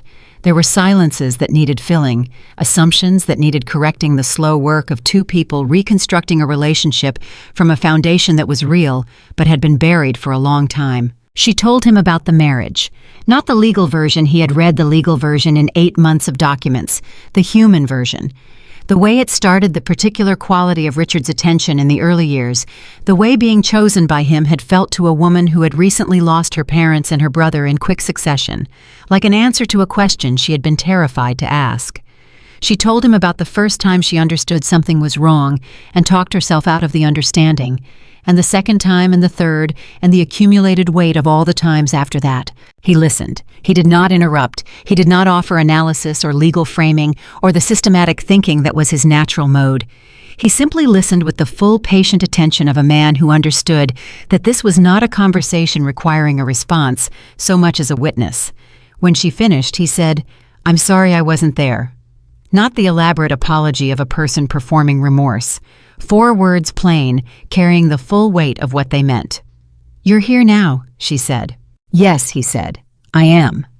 They ate for a while in silence, the comfortable kind, the kind that doesn't need filling. Then Daniel said, "There's something you should know about the inquiry." She looked up. "The DA's office called me this week," he said. "Not officially, informally, a call from someone I know there. They've been reviewing the trial record." He paused. "The Reeves report, combined with the documentation of the Cayman transfers and the Holloway entity, puts the potential fraud figure at something closer to 20 million when you include the full company picture." She stared at him. 20 million, she said. "Over 9 years," he said. "Not all of it marital assets. Some of it predates the marriage. Some of it involves business partners other than you and Margaret. But the pattern is established across a significant timeline, and the DA's office is taking it seriously." She set down her fork. "Richard is looking at a criminal investigation," she said. "A real one," Daniel said. "Not preliminary. They'll move to formal in January, the person I spoke with believes." He paused. "Gerald Harmon knows. I imagine he's already introduced Richard to a criminal defense attorney." She sat with that. She had expected at some point to feel something triumphant at this news. She had imagined in darker moments during the trial what it would feel like to hear that Richard was facing consequences that matched the scale of what he had done. She had thought it would feel like vindication, like the closing of something. Instead, it felt complicated. It felt like the recognition that consequences, when they arrive, are not clean. They don't erase. They don't restore. They simply arrive, and the world reconfigures around them, and you are still the person you are, carrying what you carry, building what you're building. "He built a $20 million system to control one woman," she said. "Multiple women, as it turns out," Daniel said carefully. "You, Margaret, and 2 other former employees whose identities were used in the entity structure. We found them in the last week." She looked at him. 2 more, she said. "Both being contacted by the DA's office," he said. "Both with civil claims that now have a clear documentary path. 4 women. She had known about herself then, Margaret, and now 2 others she had never met, whose names had appeared in the architecture of a system built for the comfort and protection of one man's ego and ambition. 4 lives that had been moved through that system, like pieces on a board, placed and used and set aside, while the man who moved them sat at the head of a boardroom table and accepted compliments at charity events. "Does he know," she asked, "about the others?" "Gerald knows," Daniel said, "which means Richard knows." She thought about Richard across town knowing that the 4-woman picture was now assembled, that the DA had it, that the scale of what he had built was fully visible to people who had the authority to act on visibility. She thought about the laugh in the courtroom, that open, confident public laugh directed at a woman he believed had nothing. "He thought I was the only one who would ever know," she said. "He thought a lot of things that turned out to be wrong," Daniel said. The DA's formal investigation was announced in January, 6 weeks after Daniel's dinner conversation with Claire. It was a brief announcement, a standard press statement, the kind that said very little in very careful language. But the statement named Caldwell Enterprises, and it named Richard Caldwell, and it used the phrase systematic financial fraud in a way that reporters picked up and carried. Claire's phone rang 16 times that day. She answered 3 of the calls, Daniel, Patricia, and a journalist from a business publication who had covered Caldwell Enterprises before and was now working on a story about the case. She spoke to the journalist for 20 minutes carefully, with the measured precision of someone who had been coached by an excellent attorney and who also independently understood exactly what she wanted said and what she did not. She said, "I went into that courtroom alone because I believed I had no one. I was wrong about that. But I was wrong about it because someone worked very hard to make me believe it. And the most important thing I can tell anyone who's listening is that the belief that you have no one when it comes from inside a relationship is almost never a fact. It is almost always a construction, and constructions can be dismantled. The journalist asked, "What do you want people to take away from this?" She thought about Dana in the hallway. She thought about Margaret Webb in Scottsdale fighting alone for 14 months. She thought about the two other women whose names she now knew, whose stories she was still learning. She thought about the version of herself who had sat at a table with paper clips and believed with complete conviction that she deserved nothing better than the nothing she had. "I want women to know the difference between choosing to stay quiet and being made to stay quiet," she said. "Those are not the same thing. And if you're inside something that has made you believe they are, please, find one person. One. Not an army. Just one person who can sit across from you and tell you what they see. Because what Richard could not survive was someone seeing clearly. That's all Daniel did. He saw clearly, and that was enough." The story ran 2 days later. Claire read it once, set her phone face down, and went back to the Pasadena project files open on her desk. Patricia came to her office doorway an hour later. "4 calls this morning," she said. 2 from clients who read the article, 1 from a women's professional network, asking if you'd speak at their spring conference, 1 from a nonprofit that works with women recovering from controlling relationships, asking if you'd be willing to consult on how they structure their financial recovery resources. Claire looked up from her files. "What did you tell them?" she asked. "I told them I'd ask," Patricia said. Claire looked at the project files in front of her. The Pasadena development, the timeline she had resequenced, the work that was hers, that had always been hers, that had been waiting with the patience of things that are genuinely part of a person. "Tell the nonprofit yes," she said. "The speaking engagement, tell them I'll consider it and get back to them." She paused. "And the clients, are they calling because of the article or because of the work?" Patricia allowed herself a small smile. "Both," she said. "Good," Claire said. "That's the right reason." Patricia went back to her office. Claire looked at her desk for a moment. She thought about the first morning. The travel iron, the borrowed mirror, the half piece of toast, the folder with paper clips. The walk into courtroom 14, the empty chair beside her, the sound of a laugh meant to communicate that she was nothing. She thought about Daniel's footsteps crossing that courtroom, the weight of a leather briefcase on the table next to her, the word breathe spoken quietly just for her. She thought about 6 weeks in a borrowed room and the slow accumulation of evidence that the life she had been living was a constructed version of a life built by someone else, for someone else's purposes, at the cost of everything she had originally been. She thought about 4.3 million and 6.4 and 14.8 and 20, and the strange arithmetic of a system dismantled, how the numbers kept growing as more of it became visible, how each layer revealed another, how the full size of what had been done to her was something she was still understanding, still learning the edges of. And then she stopped thinking about Richard entirely. She opened the Pasadena file. She picked up her pen. She began to work. In March, the nonprofit called again. This time, the call came directly to her cell phone from the executive director, a woman named Rosalind, who spoke with the direct, no-preamble efficiency of someone who ran an organization on limited resources and had learned that time was the one thing she could not afford to waste. "I'll be honest with you," Rosalind said. "When I first called in January, I was calling because of the article, because of the name recognition. I want to be transparent about that." "I appreciate it," Claire said. "But I've been reading about the case since then," Rosalind said. "Not the journalism, the trial record, Dr. Reeves's testimony, the financial structure documents." A pause. "Most of the women we work with don't have a Daniel Bennett. They don't have a Sandra Reeves.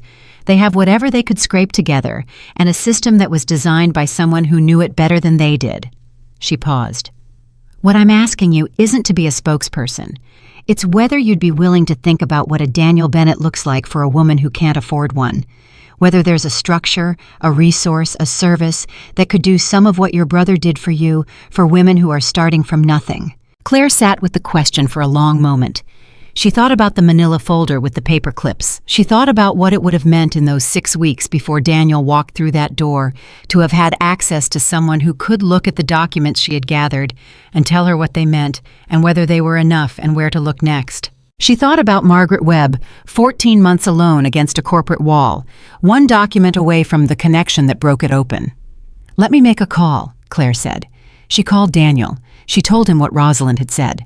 I was quiet for a moment, and then he said in the tone she now recognized as the tone of a man identifying the next right thing to do, "There's a model for this. Legal clinics embedded in nonprofit organizations staffed by attorneys who take reduced rate or pro bono cases in specific categories. Financial concealment in domestic situations is a recognized category." He paused. "It would need funding, infrastructure, the right attorney relationships." "I have funding," Claire said. A silence. "How much are you thinking?" he said. "Enough to start it right," she said. "Not a small thing, a real thing, something that works." Another pause longer. "Claire," he said, and something in his voice had shifted, something that was not the attorney and not the brother entirely, but some combination of both the voice of a person who had spent 30 years doing difficult work and was hearing for the first time a version of it that felt like it was in the right direction. "If you build this, I'll staff it." She stopped. "You'd come out of semi-retirement," she said. "I've been practicing law for 30 years, he said. "I'm good at one thing. I'd like the one thing I'm good at to matter in this particular way, for however long I have left to do it." She closed her eyes.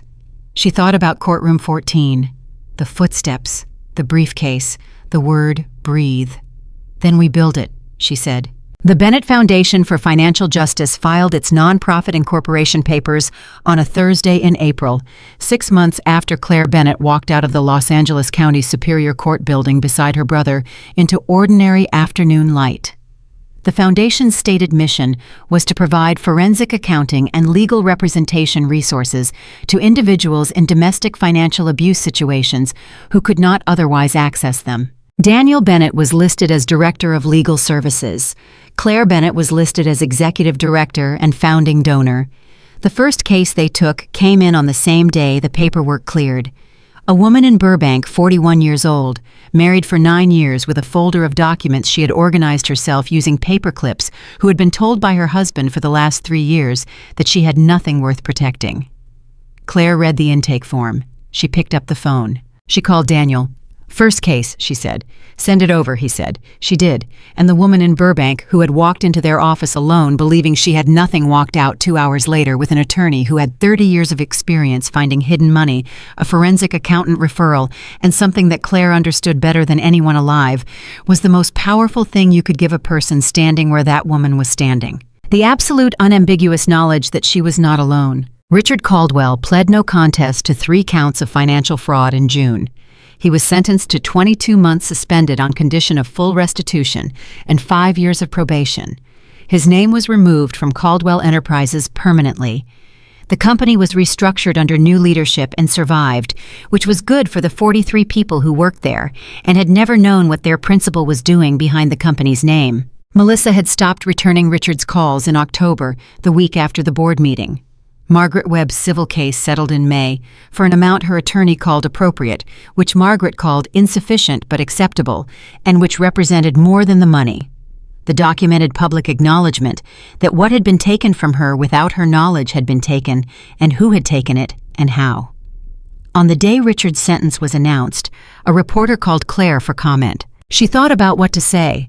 She thought about 12 years and 4 women and $20 million, and a laugh in a courtroom and a briefcase set on a table and one word spoken quietly just for her. She said, "What I want people to understand is not the amount of money or the length of the sentence.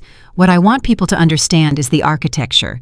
He built something designed to make 4 different women believe they were powerless. He spent years on it. He was skilled at it, and it still came apart." She paused. It came apart because one person saw clearly, and then another, and then another, and that is always how it comes apart, not in one moment, not because of one person, but because enough people decide to see clearly at the same time that the construction cannot hold. The reporter asked, "Are you satisfied with the outcome?" She thought about Dana in the hallway. She thought about Rosalind's phone call. She thought about the first case from Burbank and the second case that came in the following week, and the third and the 7 they now had open, and the 2 attorneys Daniel had recruited to help manage the volume. "Satisfied isn't the right word," she said. The right word is responsible. I feel responsible for what I know now and what I can do with it." She paused. "Satisfaction is a closed feeling. What I have is open. There's more to do, so we do it." She hung up the phone. She went back to work. The woman who had walked into courtroom 14 with paperclips and an empty chair had walked out with a brother, a career $14.8 million a nonprofit that was helping 7 women and counting, and the knowledge, not the belief, the knowledge that what Richard had told her about herself was wrong in every particular. She had not been nothing. She had been exactly what he was afraid of, a woman who, once she could see clearly, could not be stopped.